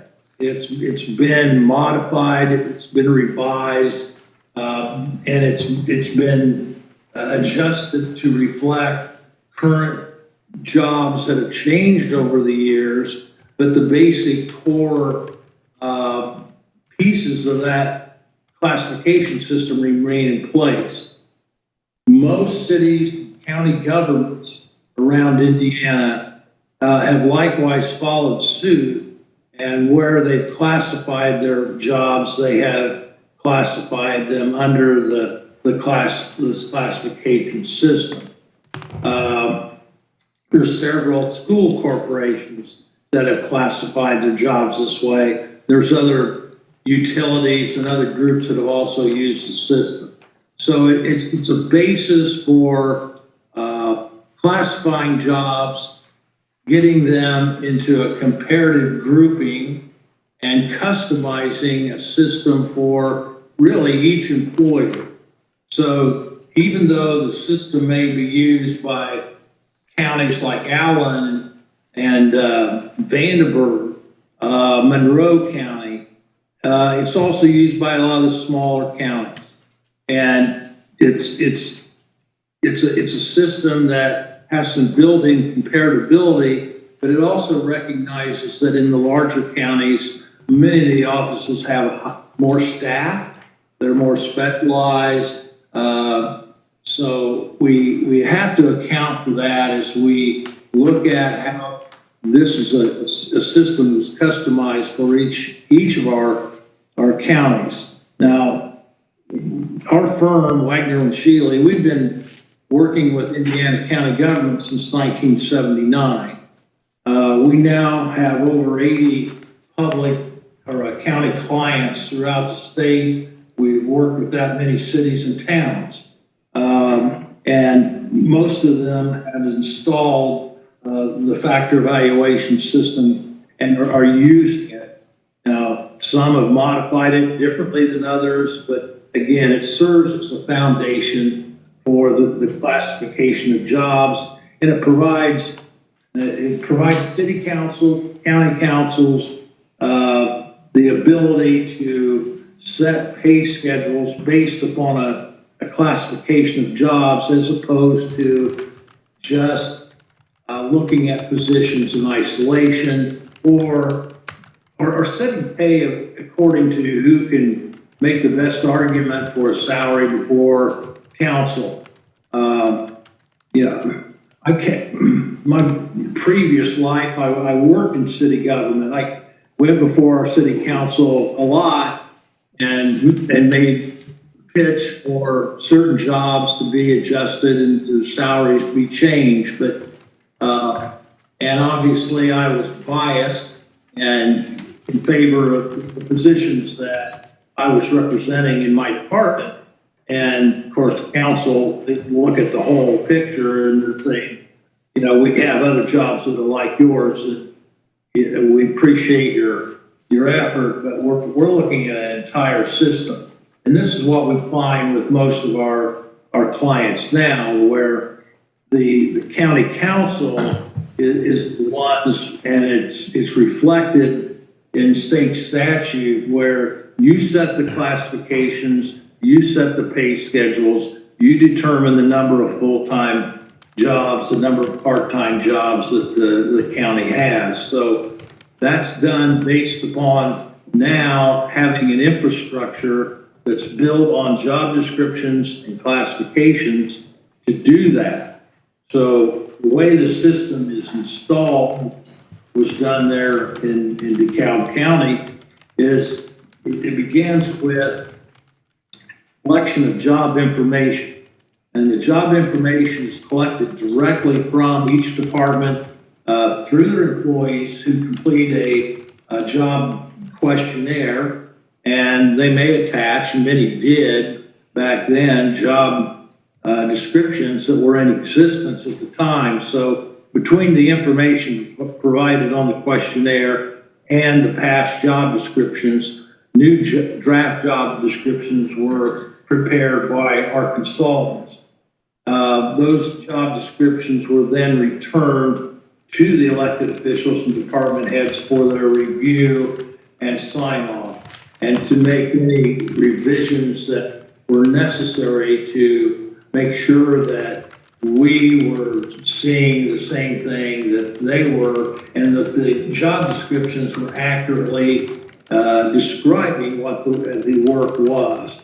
So during that process, the questionnaire is completed by the employee, the department head reviews it, and at the end of each questionnaire, there's a sign-off statement where the employee and the department head are verifying that this is an accurate and fair statement of the job. It's signed and dated.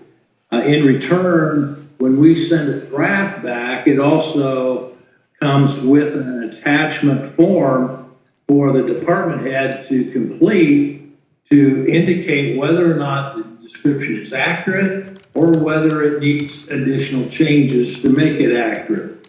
That happened in your case. Those job descriptions were signed off on by the elected officials before they became final job descriptions that were then eventually adopted as the official job descriptions of the county, and the council adopted those descriptions at the end of your project. Now, all those steps are very meaningful in terms of being able to conduct a pay analysis.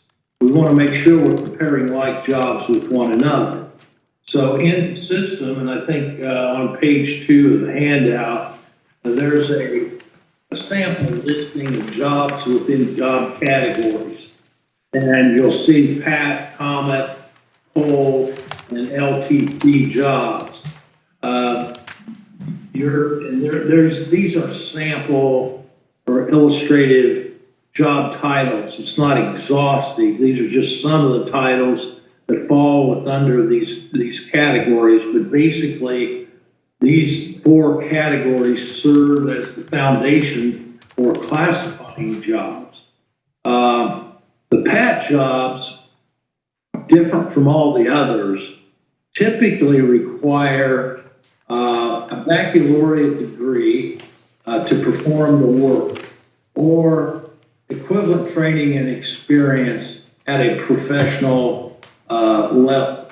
And the trade-off in the system is, excuse me, 2 years of work in a professional job to 1 year of formal education. So it's a 2 to 1. So sometimes a person may not have a baccalaureate degree, but they certainly have equivalent training and experience to do the work. Some of those PAT jobs require certification. Some require a degree in order to perform the work, like a registered nurse.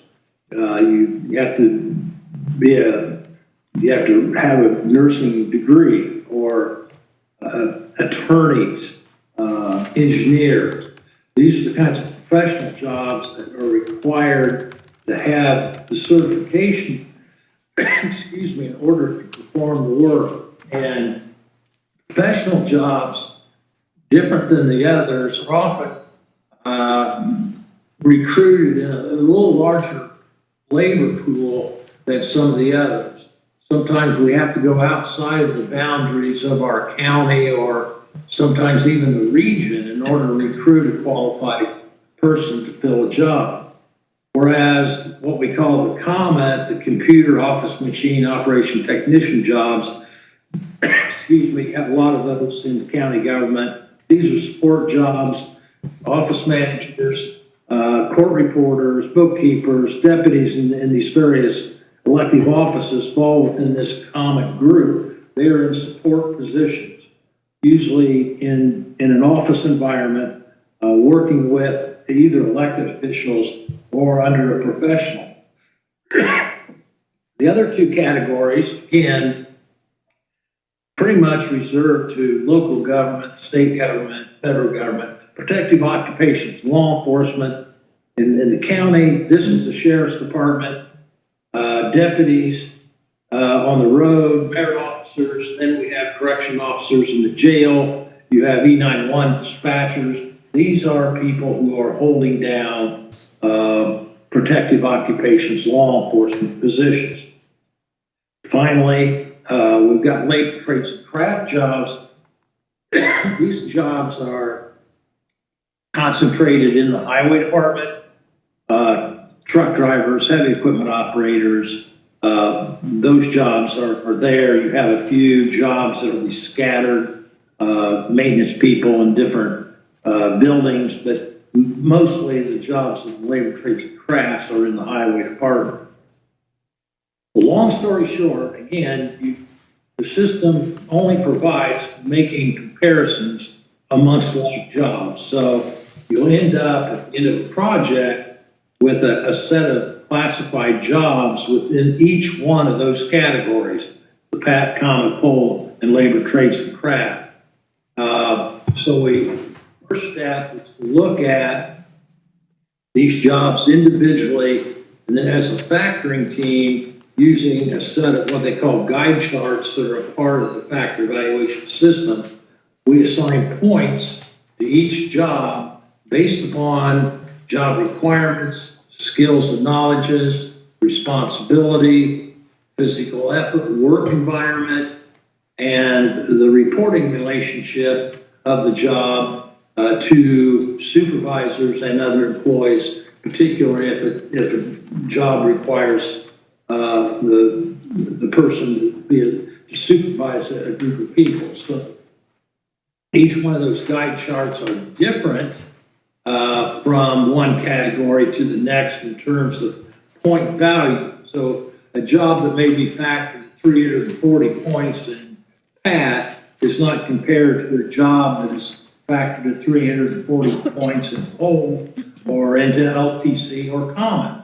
So each one group stands on its own. The protective occupations law enforcement has a higher weight, one of the factors, to the physical effort, work environment, the working in a jail around offenders, the potential loss of life. Those are weighted higher in those jobs than they say are in a professional or a common job, where the exposure level is not an everyday reoccurring event. Same thing for truck drivers and equipment operators, working outdoors and in different types of weather and conditions is a higher weight in terms of the factor points for labor, trades, and craft jobs than it is the others. So the system itself accounts for those differences within the category. So as a factoring team at the end of the process, where we've got all the job descriptions back, we have a stack of common jobs and PAT jobs and labor trades and pole, and we as a team go through each job and assign points based upon 5 factors in those guide charts for each one to come to a consensus over the assignment of points. Once the points are assigned to each job, then the jobs are grouped according to clusters, how the jobs cluster within the ranking from the entry level up to the senior level jobs within that category. And then there's break points, and then from that you can establish pay grades based upon pay. So you attach the pay to it, and then we begin that process of looking at how these jobs are compared to the external market, surveying the marketplace, other counties, other cities, other school corporations, the places where the area from which you recruit your employees. As I mentioned earlier, PAT jobs you may recruit on a regional basis. Most of the common jobs, people who work in those jobs, and labor, trades, and crafts, come from a local labor market. That's usually defined as a 30 to 40 minute driving area from the employer. That market is driven by the prevailing rates of jobs that are in that area. So that is the focus of the survey. And here with public entities, all this is public information. So it's relatively easy to collect. It's not easy, but sometimes it's pulling teeth because people don't want to share their salary ordinances with you or anything else for that matter. But in the private sector, it's even worse. They guard their salary information like the crown jewels. So we've got the public entities, we collect external salary information continuously to derive a comparative number for salaries in each of the categories. And we use benchmark jobs. We don't job match every job in the county, but we do select benchmarks from every category to collect that information in order to provide an external salary analysis. Now, the salary analysis, people, well, you're going to pick the highest ones and we're going to be way behind, or you're going to pick the lowest ones. And we work with the middle 80% of the data to derive a pay line for each one of the categories. So it's not the highest, it's not the lowest, but it's the middle 80% of the data that serves as that basis. And that's the kind of information that you're going to be receiving here this summer in order to see where your jobs stack up to the external market, which, by the way, is moving rapidly at the moment, given the supply and demand in the workforce to retain and recruit qualified people. The process, again, as I mentioned, was the job descriptions being drafted from questionnaires that were signed off by elected officials and then the employees, drafts back, council adopts. Now, after that all occurred, the council made decisions on setting a new compensation schedules and also provided for having a maintenance procedure to add jobs to the system that weren't part of the original project, and to review positions where an elected official or department head thought the job was misclassified. And in our 40 years of doing this, we rarely have ever seen anybody ask for a job to be downgraded. Most people want to see an upgrade. Why isn't my job paid the same as the guy down the hall? And at some point, people become experts about what's going on across the hall. And kind of a side note, oftentimes, and it was when I worked in city government, and I think it's still today, the elected official department has oftentimes look at people and not the job. We're looking at the job and not the person. We don't know the people. What's the job worth comparatively in the marketplace? What are other employers paying this job? And it's not a reflection on how well somebody's performing. It is not a reflection on an individual. But oftentimes, as elected officials, we say, well, this is Tom's job, or this is Linda's job, and Linda's doing more than Frida is across the hall. Or I don't know how you can pay Fred this much when John doesn't get this much. It's not about the person. It is about the job, and we want to make sure to keep our eye on that to avoid having any kind of discrimination complaints that we are unable to defend. So we look at things like equal pay for equal work. We look at whenever a request comes in, how is it going to have a rippling effect on other jobs within the system? So as Patty and her team looks at reclassifications, they don't do it in isolation. It's done with an eye on all the jobs in the category and how they were classified, and that even a granting or saying this job is doing more now and it's worth more points within a grade level, it may go up more points, but it is still within the same grade. Now,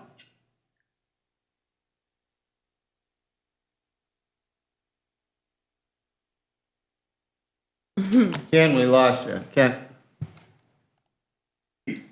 Goal has been one as consultants to assist in installing this system. You are one of the, I think, few fortunate counties that has a very qualified HR person who's responsible for conducting the functions of HR countywide. A lot of counties do not have that position. It's hard to believe here in 2022 that doesn't exist. But you do, and your director has done an excellent job of coordinating this process. And that work has been done through the HR department. Our role, as we have viewed it here and then we do with other clients, we are the outside objective reviewers. We're not the operations people working there day in and day out. We are looking at what we receive in terms of documentation in our reviews, and then how that reflects back upon the classification system. We sometimes get questions from elected officials, well, what words do I need in my job description to get more money? That's the wrong question. That we don't, every word in the job description doesn't have a dollar sign. We're looking at what are the skill levels that are the skills and knowledges that are required to perform those duties. Sometimes people think, well, if I just keep adding more duties to the job descriptions, it's going to be worth more. It's not going to change anything if those duties are still at the same skill level in terms of what's required to perform those duties. So there may need to be some clarification there. But again, I think the role of the HR department is that plays that role. And we're happy, and we have worked with Dottie a lot to bring about that understanding on how the system works, and think it should continue to work in that way as explained in your maintenance agreement that you have with the elected officials. So when all's said and done, the classification system, FES, was adopted by the council. It was installed. The job served as the foundation. The pay schedules were developed from it. The maintenance procedures were to keep it ongoing so it can be monitored and used, and it is a study to collect dust that's on a shelf somewhere. And I think it served that, it has that utility and is serving you well. Now, the questions of compensation, I think we need to focus more there on how the market is moving, where we're looking at and see this as more of a pay issue at the moment than how the jobs are classified in comparison to each other internally. And when it comes down to it, in Indiana county government, things work pretty well when people and stay in their lane. And believe me, the council is in the role of the fiscal body. You set the salaries, you set the number of deputies, employees, and the like. That's your job. There's no shortage of people who will tell the council how they ought to be setting salaries.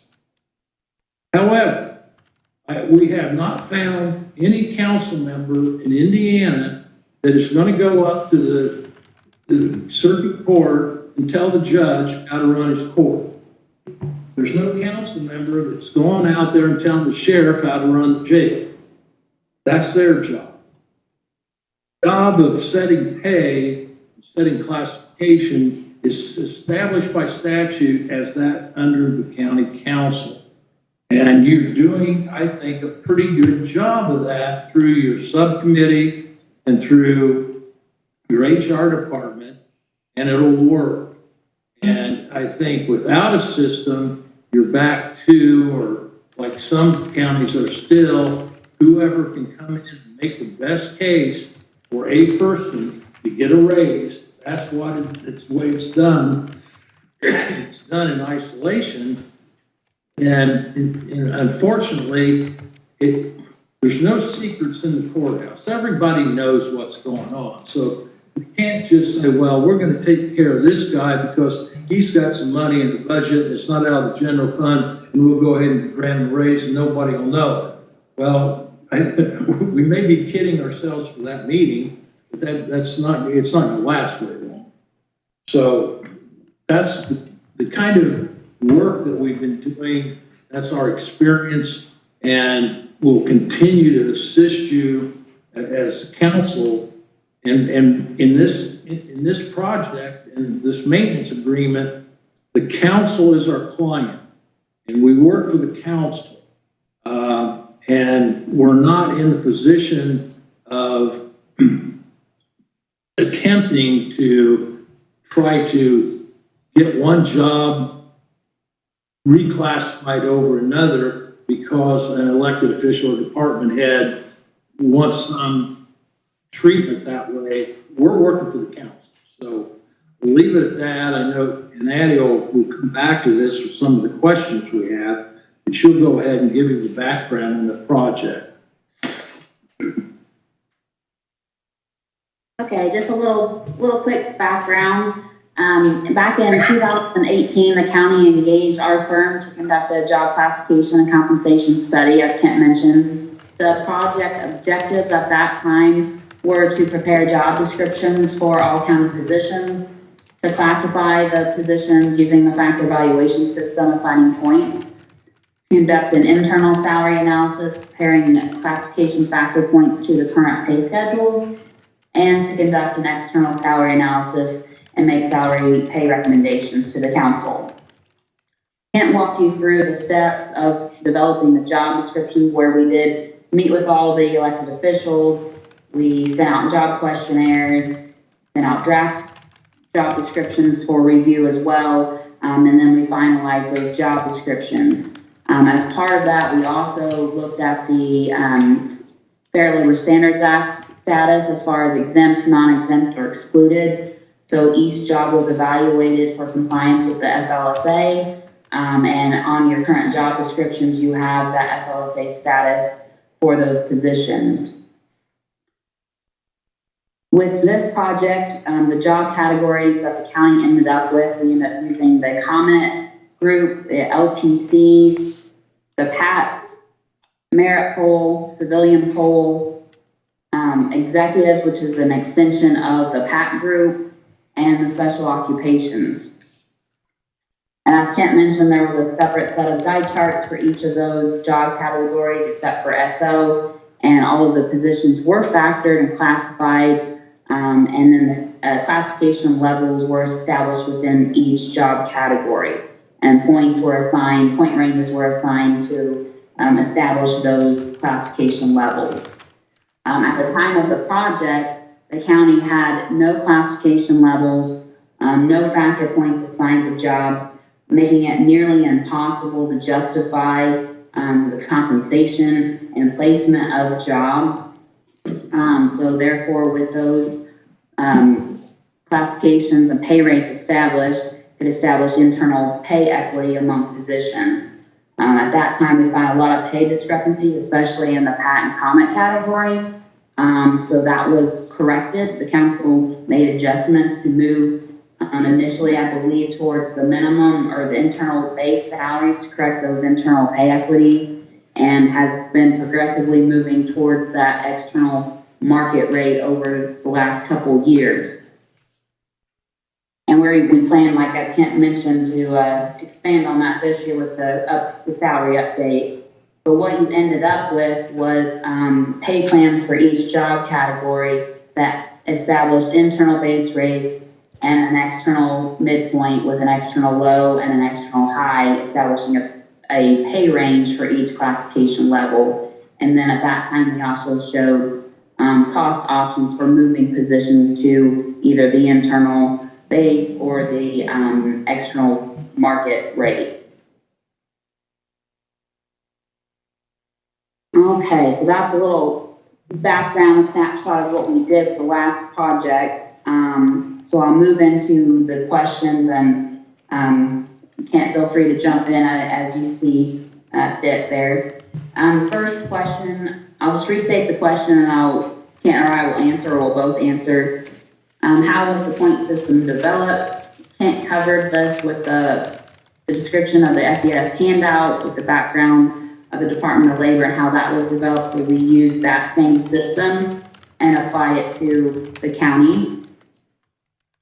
How does the point system actually work? Again, as we touched on, there are FES guide charts for each job category that assign points to the different elements of the job, for skills and knowledge, responsibility, difficulty of work, personal work relationships, physical effort, and work environment. Kent already mentioned that the point values vary by job category, and the points can't be compared to the different categories.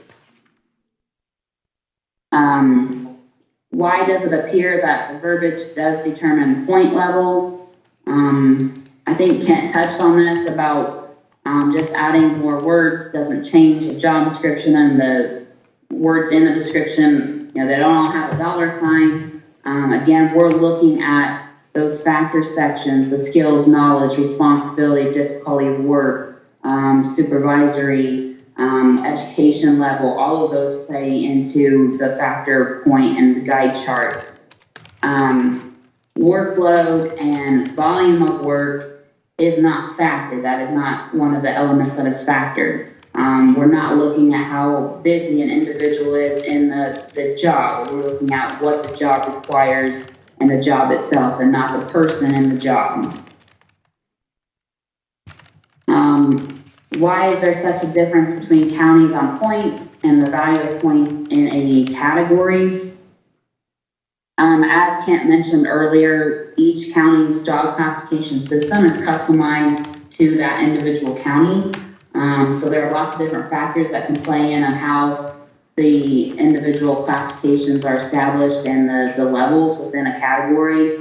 The size and the composition of jobs within that county can result in different point levels and number of classification levels.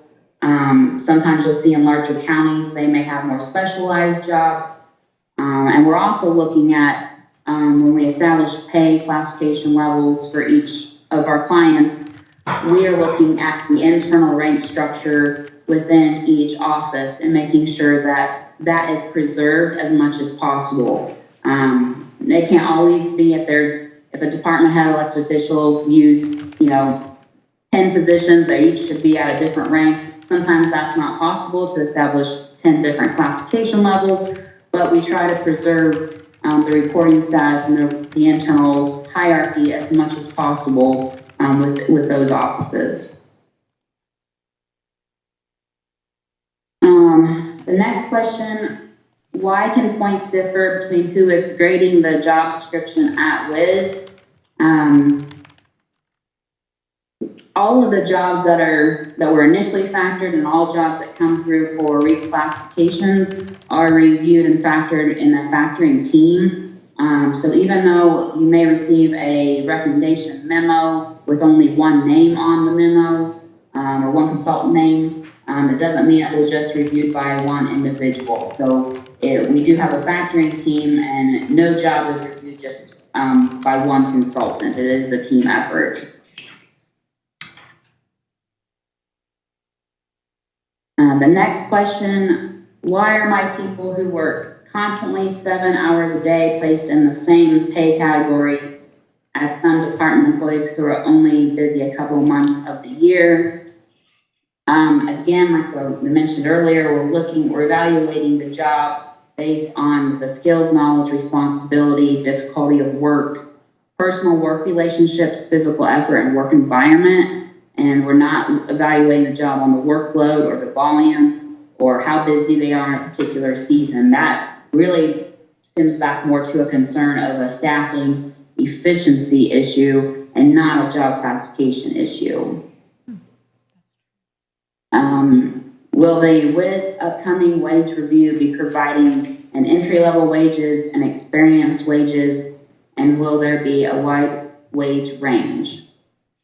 So again, with this study, we'll be providing an external midpoint salary for each classification level with an established low and high salary based on a percentage of the external midpoint salary. That data is going to be showing you the worth of the job in the market, and then the council can use that data to establish a pay schedule based on experience. If you want to establish an entry-level pay rate, and on down the line, that can be established as using the data that's provided. And I believe the last question that we had, when can WIS schedule an in-person meeting with department heads to have training on reviewing job descriptions and factoring? Again, this, as Kent mentioned, our client is the council, and so we do not anticipate scheduling an in-person meeting with individual department heads or elected officials. The training, the administration of the job classification system does fall as a duty and function under HR. And as Kent mentioned, we'd be glad to facilitate questions that she has that can be directed to her other department heads, elected officials through that avenue.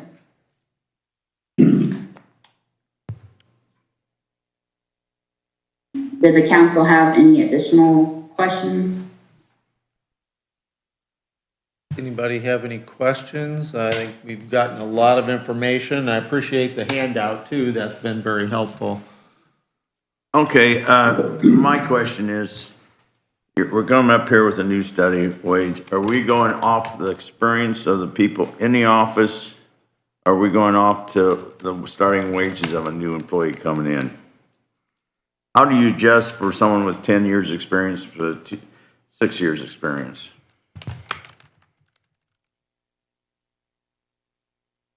Well, what we're doing is we're looking at the market rate in the job, just the job functions, the salary. We're not looking at longevity or any of the additional experience. Those are different factors. So we'll show you what the job is worth in the market, and then if internally, if the council wants to establish a entry-level rate based on that midpoint, that is, can completely use that data and establish those as you see fit. Well, would that include your ranges that you are given right out now? You said you work with these ranges. Is that just what you think that job's worth? You're not giving me a flat price, you're giving me a range, right? Right, each classification level will have a range, an external low salary, an external midpoint, and an external high. Okay, and on your PAT, he said that, Kent said that 2 years of labor equals about 1 year of college. So should we figure that in that on some of these that, they've got 1 or 2 years of experience, that we should be giving them more money as we go on? No, the 2 year to 1 year is a reflection of having the job itself in the PAT group. Otherwise, it probably belongs in one of the other categories. But it is crediting, it is making that a basic qualification. I think your question as a respective of employee time in the job is a longevity issue. And we have seen a number of other clients who have acknowledged having longer-term employees have an additional benefit, if you will, in the way of longevity compensation. Just, something simple. You can use, I'll just use an arbitrary number for easy calculation. You could say $100 a year for every year's service with the county up to 20 years. So a 20-year person could receive an additional $2,000 in longevity pay. Now, that's just an example. It could be more, it could be less, but it would recognize the longer-term employees for their service so that the new hire is not making the same salary as the 10-year employee who is working basically in the same job. Now, if you go that route, it is highly advisable that amount be separated into a single payment to the employee once a year. One, they can actually feel it as opposed to having to roll into a base, and it doesn't, it has little effect in a single paycheck. But having a longevity check, sometimes counties have made those available, pay them out in November before the holidays, so that there is some recognition of the senior employees, and it is an incentive for employees to stay with the county through time. So you can devise that. But we would suggest that if that's the route you go, that it be looked upon as an add-on, something similar to or akin to how you look at vacation time. The longer you stay, you start out with a week, and after so long you get 2, after so much longer you get 3. But it is a reward for your service time. And it's not tied to performance, it's tied to your being with the county.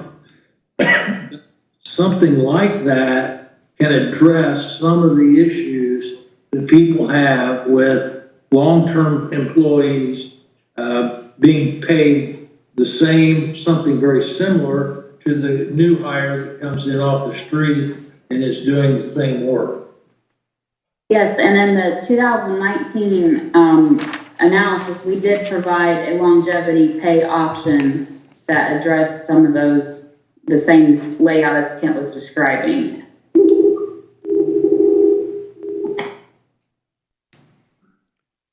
Anyone else have any questions? A question about the guide charts. Is that, I think you said that come from the Department of Labor. Is that something that we have access to, that we can see and kind of review, so we have in our mind what is kind of how that classification works out? Can you hear Amy's question? I heard something about the guide charts, like it kind of cut out. Oh, sorry. Are the guide charts, the point values, are those available somewhere for the council to look at, or anyone to look at? Oh, yes, we prefer to issue training on those before releasing those to the council, just to explain them and how they work.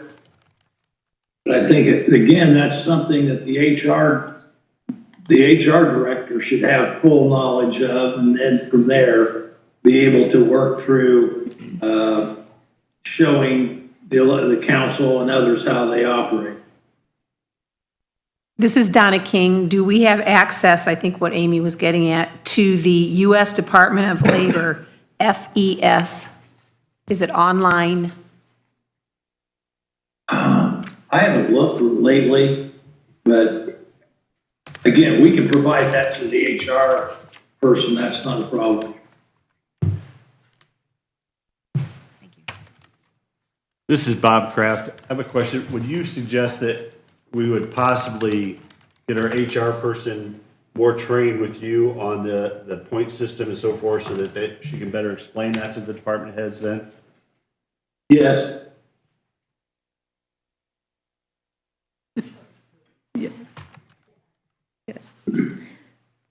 I had another question about the markets. Can you hear me okay? Yes. Perfect. You said that you compare the job categories or the positions to the market. Can you explain, and maybe you did and I just didn't catch it, But how do you gather that information about the market? Are the markets different per category? Because I think that's been a topic that we talk about a lot in our budgeting sessions, comparing it to the market, but I don't know what the market is. Are we comparing it to other county entities? Are we comparing it to the local industry? How do you guys do that?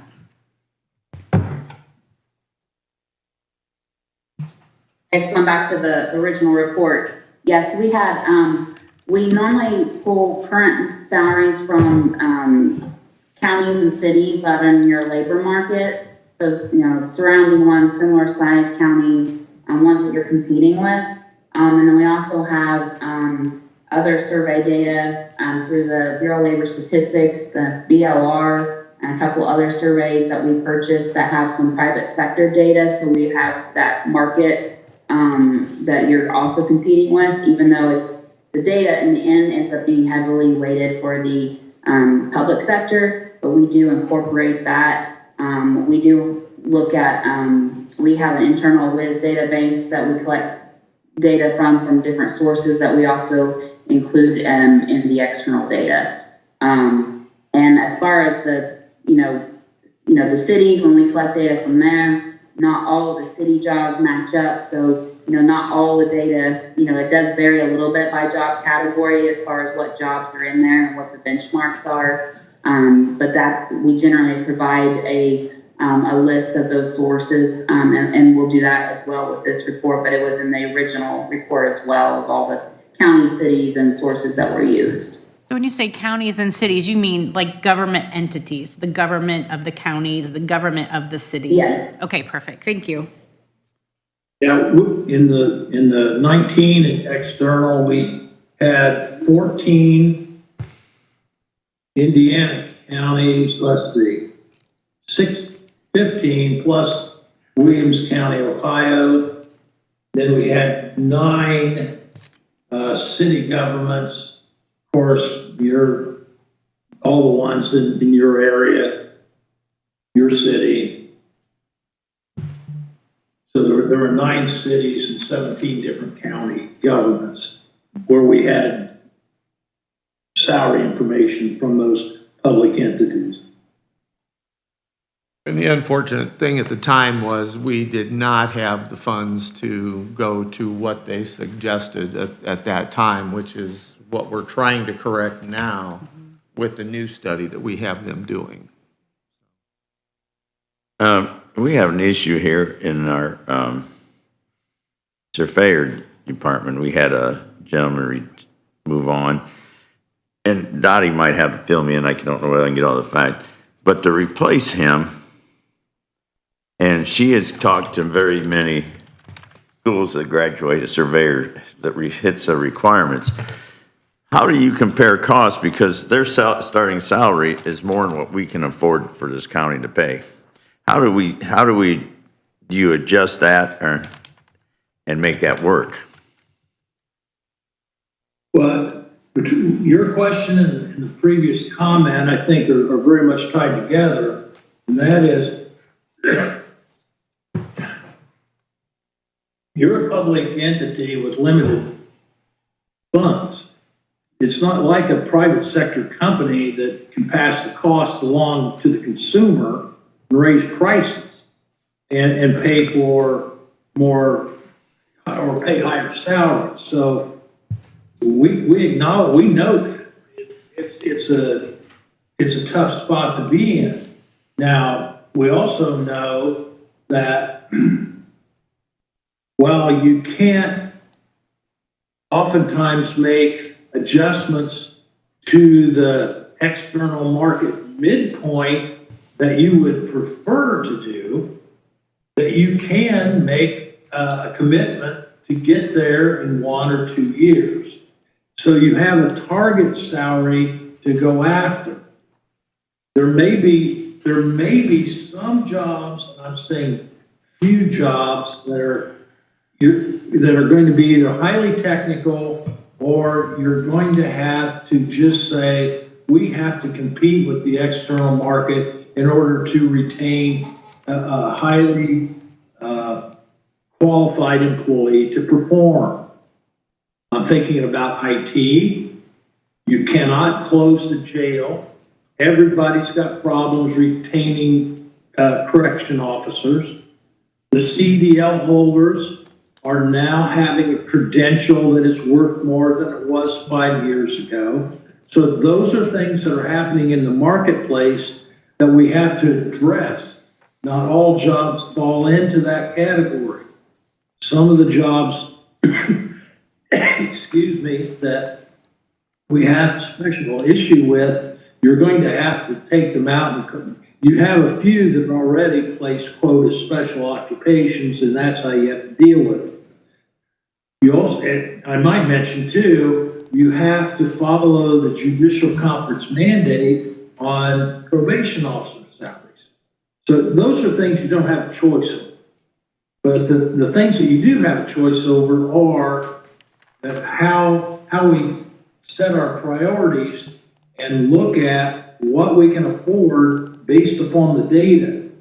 You may not be able to go all the way there, but you can go part of the way there and to look at it as a whole. And not every category may be as far away from the market as another.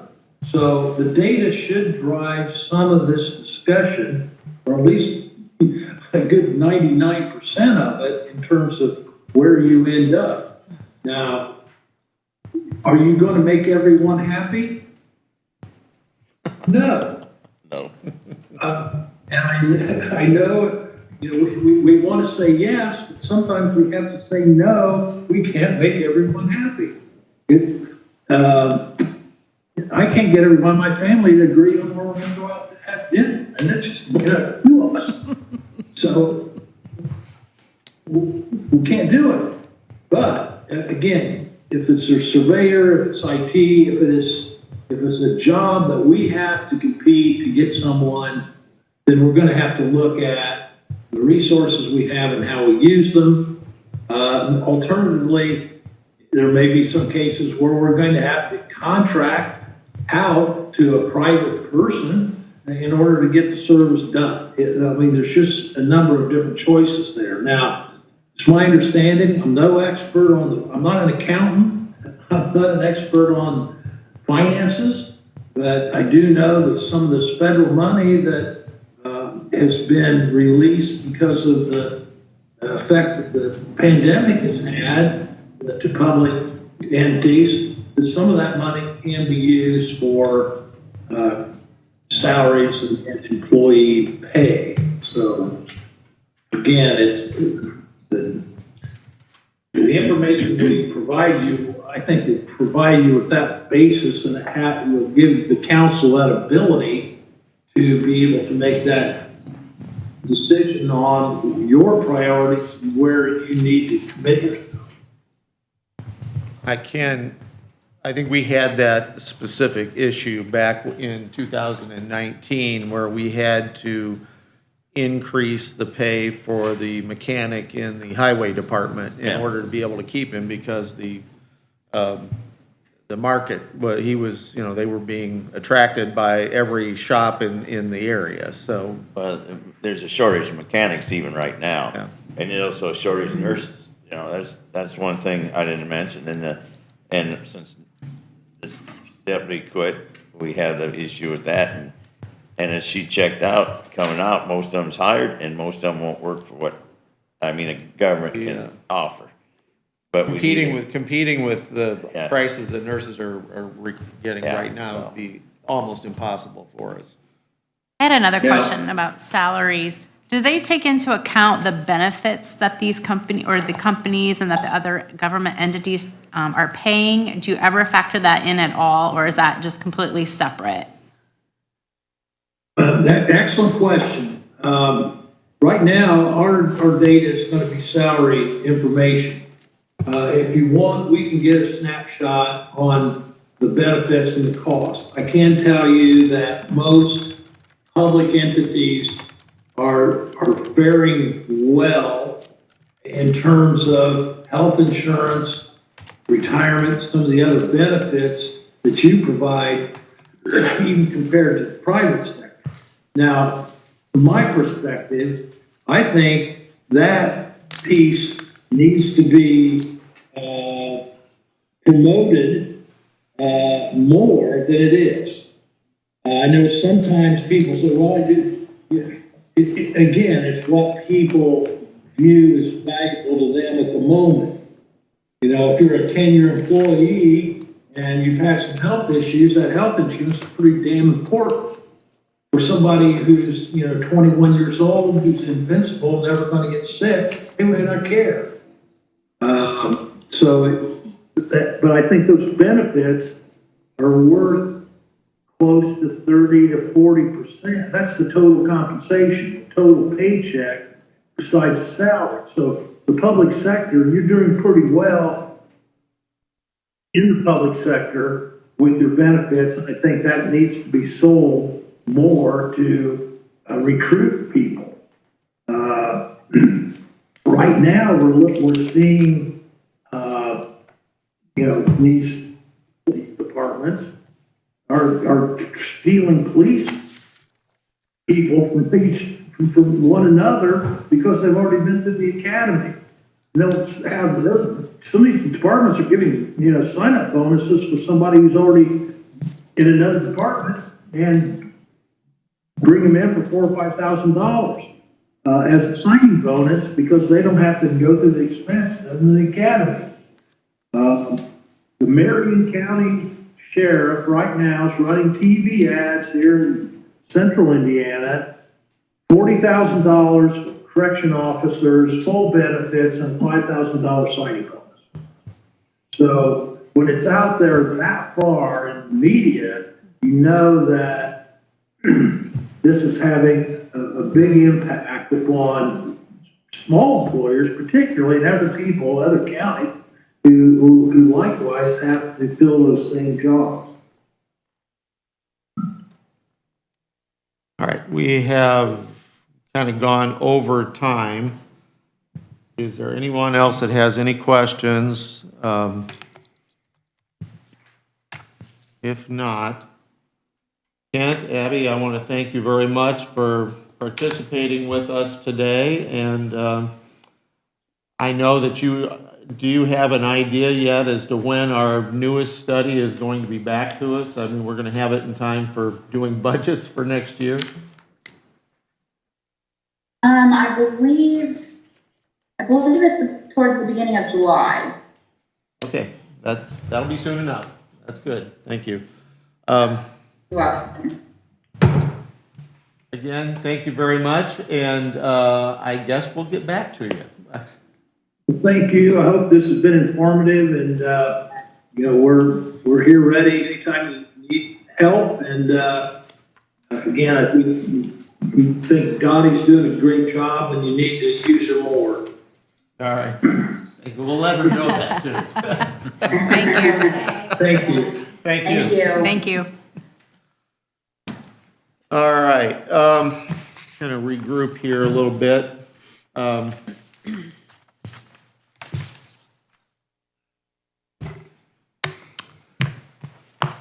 First of all, I think this is kind of a repeat of the explanation we got when we brought WIS in initially, as to what the background is and why we're doing it. The fact that it is being utilized throughout Indiana, and it was brought in here because we were being asked to make subjective opinions. We had no way to justify what raises we were given, what rates of pay we were given. We needed to have that background. And I think that the process is working fairly well. I will admit that we made, I believe, 2 mistakes in the beginning. Number one, we thought after the initial study was done that we didn't need them anymore and we could do it ourselves. That was not a good decision. We went and we found that out fairly quickly, and we turned it back to them to make any adjustments or corrections going forward. The second one was, and it was a mistake, it wasn't even a mistake. It was the fact that we could not move our employees to the rates of pay that they were suggesting. And I think that's quite apparent with what we've had to do to make up for 2019 up to 2022. And it still needs more. And the other question is going to come up. Right now, inflation is running at 8.5% to 9%. It will most likely be 9% by July. What's next year going to look like? We have no idea. And I doubt seriously if our tax collections go up 9%.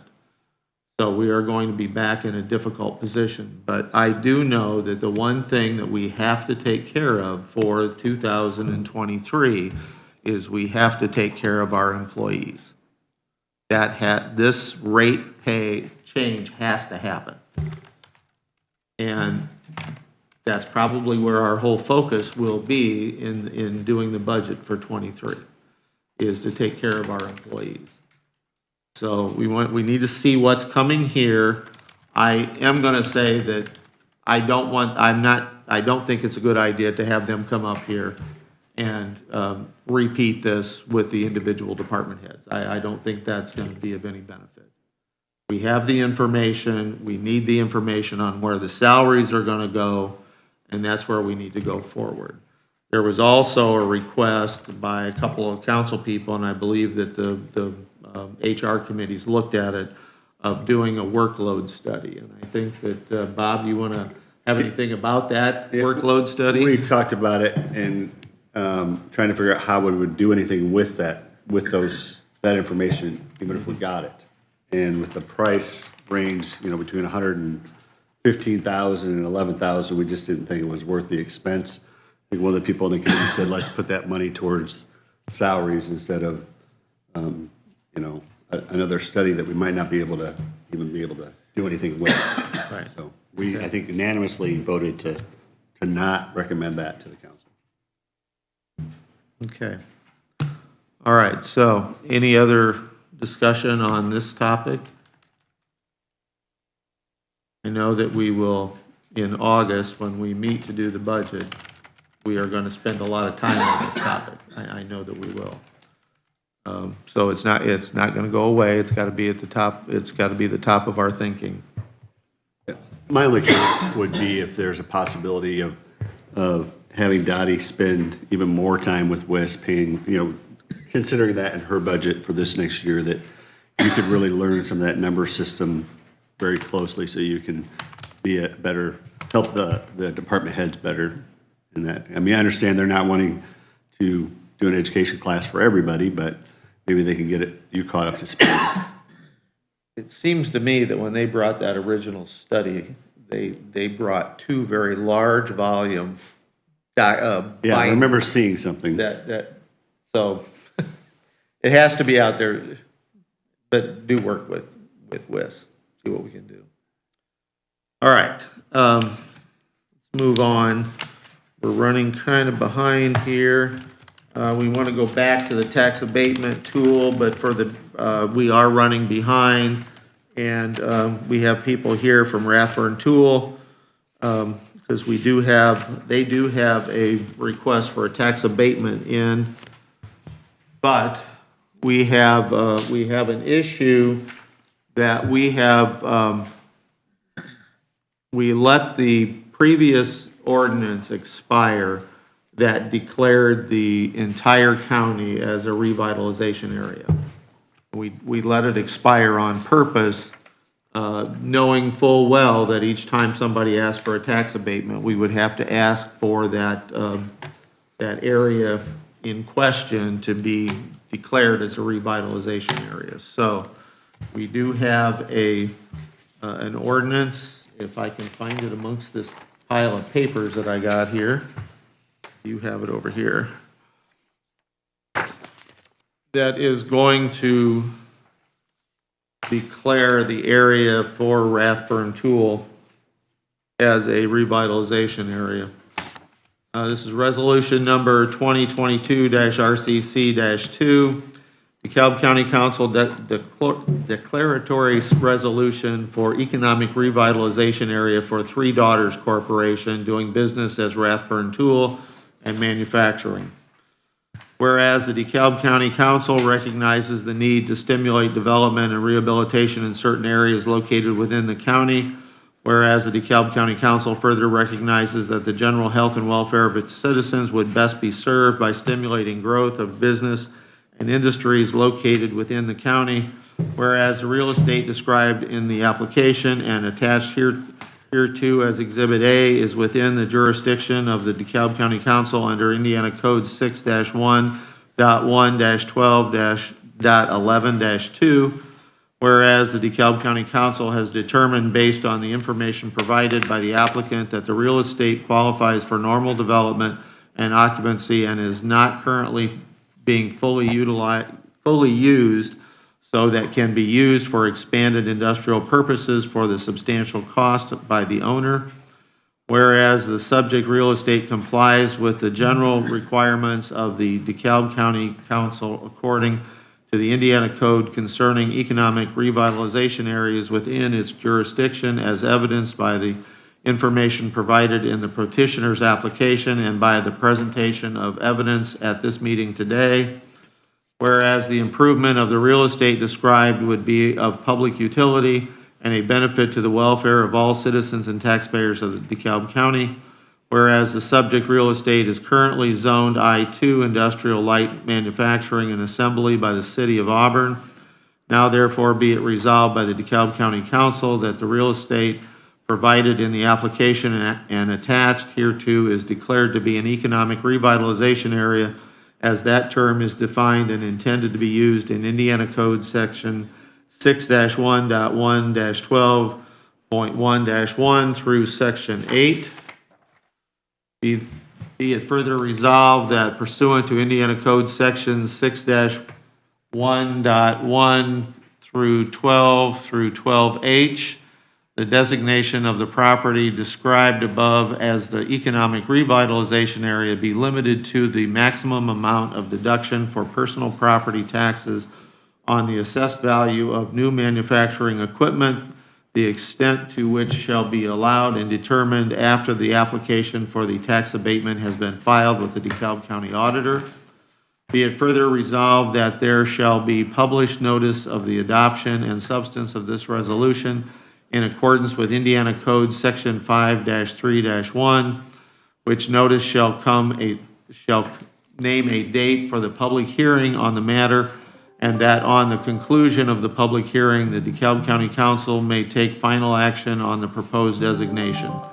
Be it further resolved that any part or parts, clause, or portion of this resolution shall be adjudged invalid or unconstitutional. Such invalidity or unconstitutionality shall not affect the validity or the constitutionality of this resolution as a whole, or any part, clause, or portion of this resolution would be adopted by the DeKalb County Council of DeKalb County, Indiana on the 10th day of May, 2022. And I have a motion to approve resolution number 2022-RCC-2. So moved. Been moved by Councilman Yard. A second. And second by Councilman Kraft. Discussion? A public hearing on this. Yes. We will. Next year, next month. So this is just okaying to go ahead for the public hearing, right? This passes the resolution, then you have a hearing on the resolution, presumably at your June meeting. And then you do a confirmatory resolution or a resolution denying tax abatement. We have to pass this so we can move on to the next. Correct. Which is all in June. The resolution says that, sorry, just to clarify, that we are declaring that this portion of property needs to be revitalized, right? Because it's, so how do you determine it needs to be revitalized? What's that process? Well, the state of Indiana has basically left that entirely up to you. So we just declare it? and say Declare it it. needs to be revitalized. Yes. No matter what the condition is or. When tax like that. abatement started in 1982, 80s, early 80s, I actually went down with the mayor of Auburn and AIDCO representatives. We met with the state of Indiana. It's the lieutenant governor's office does economic development, at least did then. They said, means whatever you decide it to mean, so. Okay. And we need to have this, even though they're not doing anything with real estate. This is going to apply to the equipment that they're wanting to put in their current real estate. And this does not commit you to granting tax abatement at all, so. This has to take place for it to have a tax abatement, though. To consider tax abatement, you Consider have to it. pass this, yes.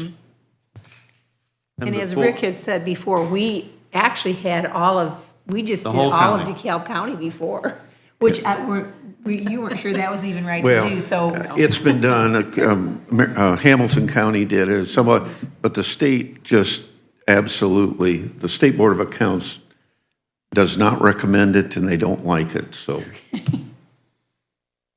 We're back to this, so. So this is to clarify, sorry.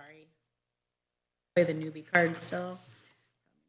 So this is to do the equipment that the company wants to install into their building. And we have to, in order to give them the abatement for the equipment, we have to pass this resolution. Correct. Got it. Thank you. Any other comments, questions from the public? This is in the city of Auburn even. No. That's actually was a surprise to everybody. Oh, really? This is actually in the county. It's in the ETJ, though. Yeah, And it's so in, they control the zoning. exactly like the Auburn renewables. Okay. I thought that was in the city limits. I don't know. Carlex is and was annexed when we put that, when that factory went in, but they never went up and got Rathburn. Oh, okay. It was a surprise to everybody, Bill. But we have to approve the abatements. Yeah. And, well, we can't do that today until we have. No, all we need to pass this, and then next month we'll deal with it. Hopefully we'll deal with all of the other issues too. Okay. All right, so any other comments from the public? Anybody else from the council? All right, I have a motion, I have a second to approve this resolution 2022-RCC-2. All those in favor signify by saying aye. Aye. Opposed, same. Aye. 6-1. You need to set a hearing date. You need to set a hearing date. And the Yes. June meeting is, It'll be in June. I want both of these signed because one of them has to do with the notice that, okay. yes. June 14th.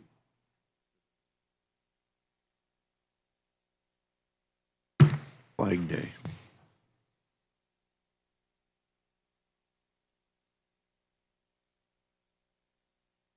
All right, It's set for 9, What's that? June 14th at 9 o'clock. Okay. Angie, did you get that? 14th at 9 o'clock? I'll get a completed notice over to you shortly with the things put in. I think I got the Word document and I think I did it, You already put it in? Okay, all right, so. that's fine. All right, now.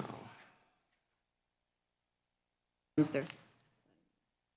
The only question I had, it appeared from the maps, the beacon maps, that at least most of the property is owned I-2.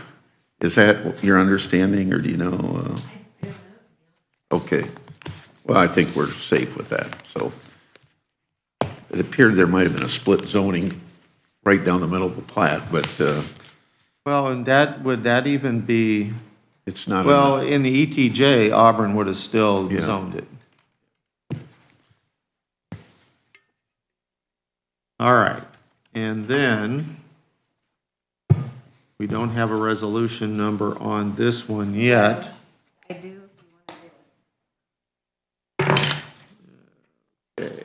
3. 3, yes. Lots of paper. All right.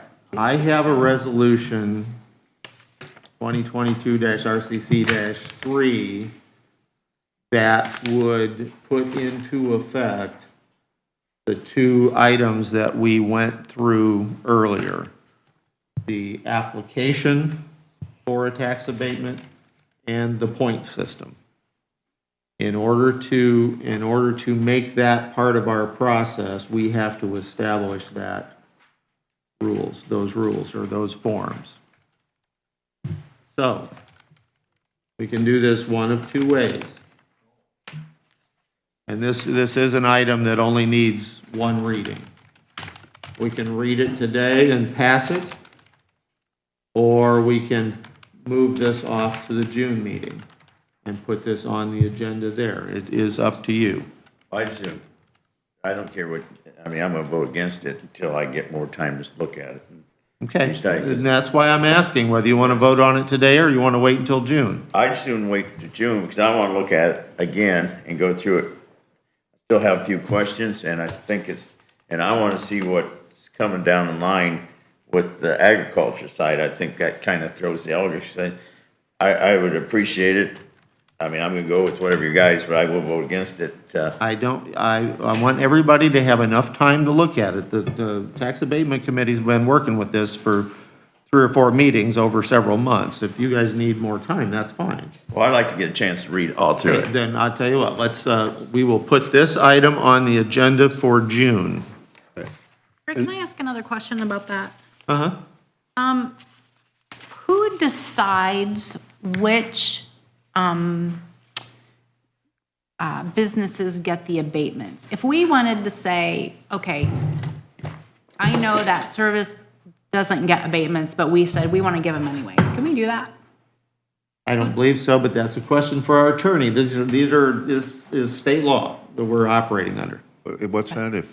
So who decides who gets the abatements and who doesn't? I mean, the categories. The categories. So if we said there's a service company coming into our county and we want to give them an abatement, who decides whether or not we can? State statute. The state of Indiana's just said what you can grant tax abatement for and what you can't. There is a section on residential real estate. I know Butler, the city of Butler's adopted it. Doing that, yes. But it's never been adopted by the county or the city that I'm aware of. No. But other than residential real estate, industrial, commercial development,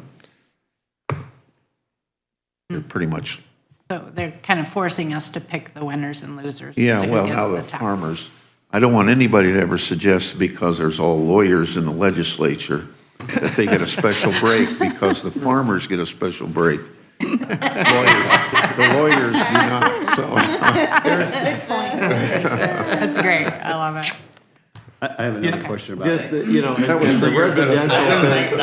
the residential thing, Amy, is, I think, is a wonderful tool that they can use now because of the housing needs that we have and the fact that there are so many of our older cities and towns need to do something to encourage the improvement of the center of the towns to move out.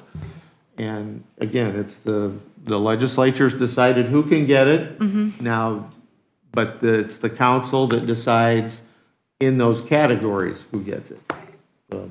I had a question about the thing we're putting off to next month to vote on, the process there for abatements.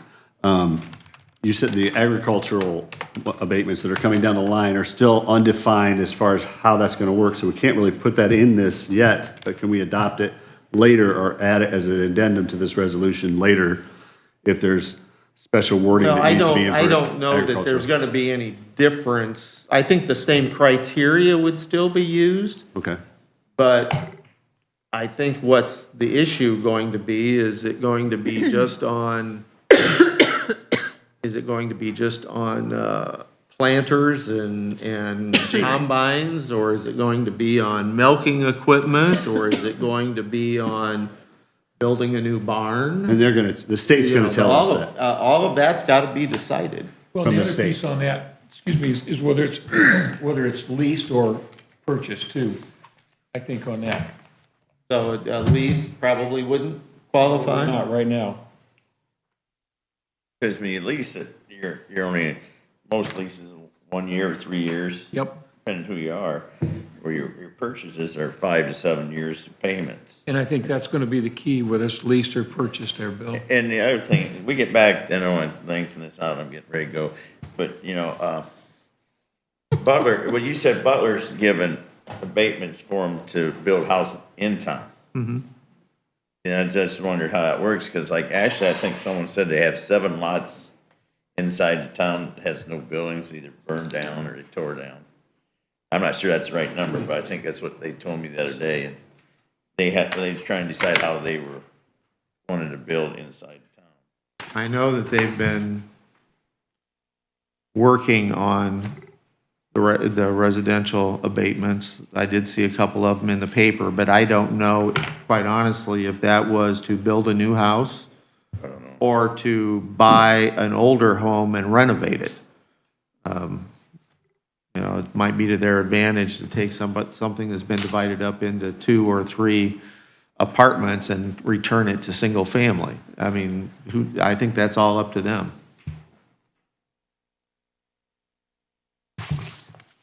Anything else? We've hit everything on the agenda. All right. Unless the commissioners, council commissioners. Yes, we did. We just had miscellaneous issues under commissioners. Do the commissioners have anything they want to talk about? Yeah, I thought I was the only one having that problem, Bill.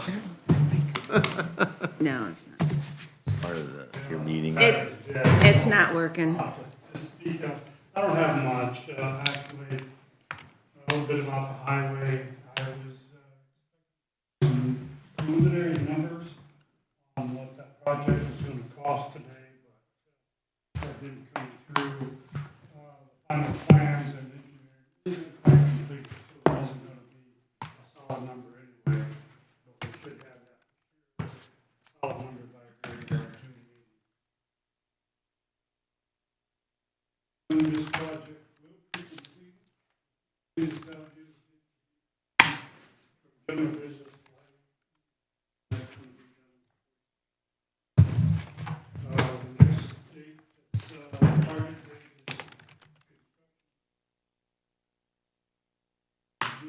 July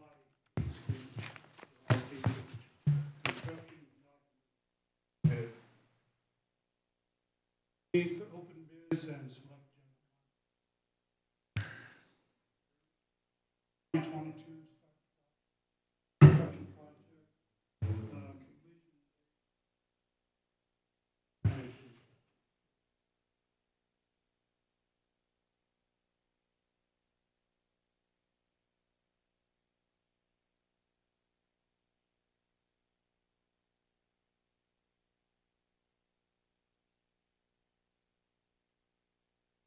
That's within the time frame of Auburn taking over and everything? Yeah, that's in December.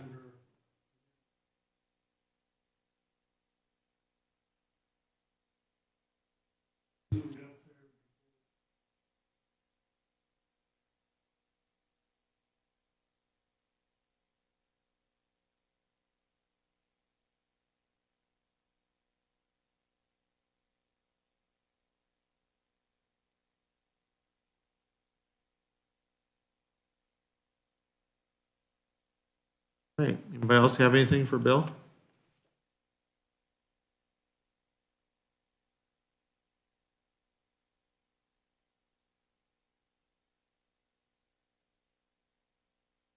Good.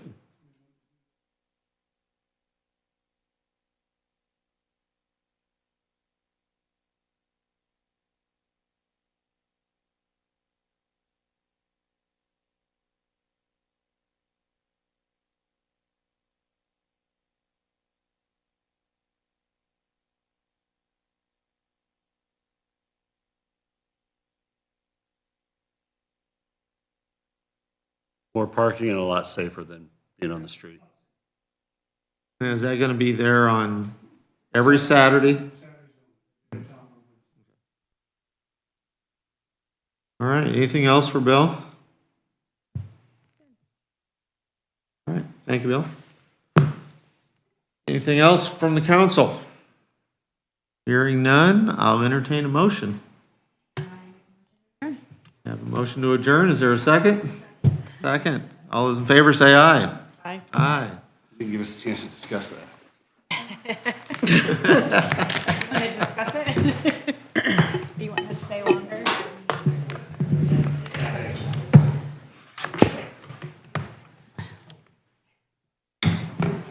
Somehow I knew you were going to be back up here. Have you heard anything from, okay. No, we're gonna have a meeting Thursday at 5:30. Give him so a if I copy get of something the, there, yeah, give him this one. Friday morning, I'll give you a holler, give you a call. Yeah, the other side. And let you know what we're doing and everything, how it is. If I don't, I'll have Andrew do it, so. That's all I wanted to tell you. I could have probably told you out there. And essentially,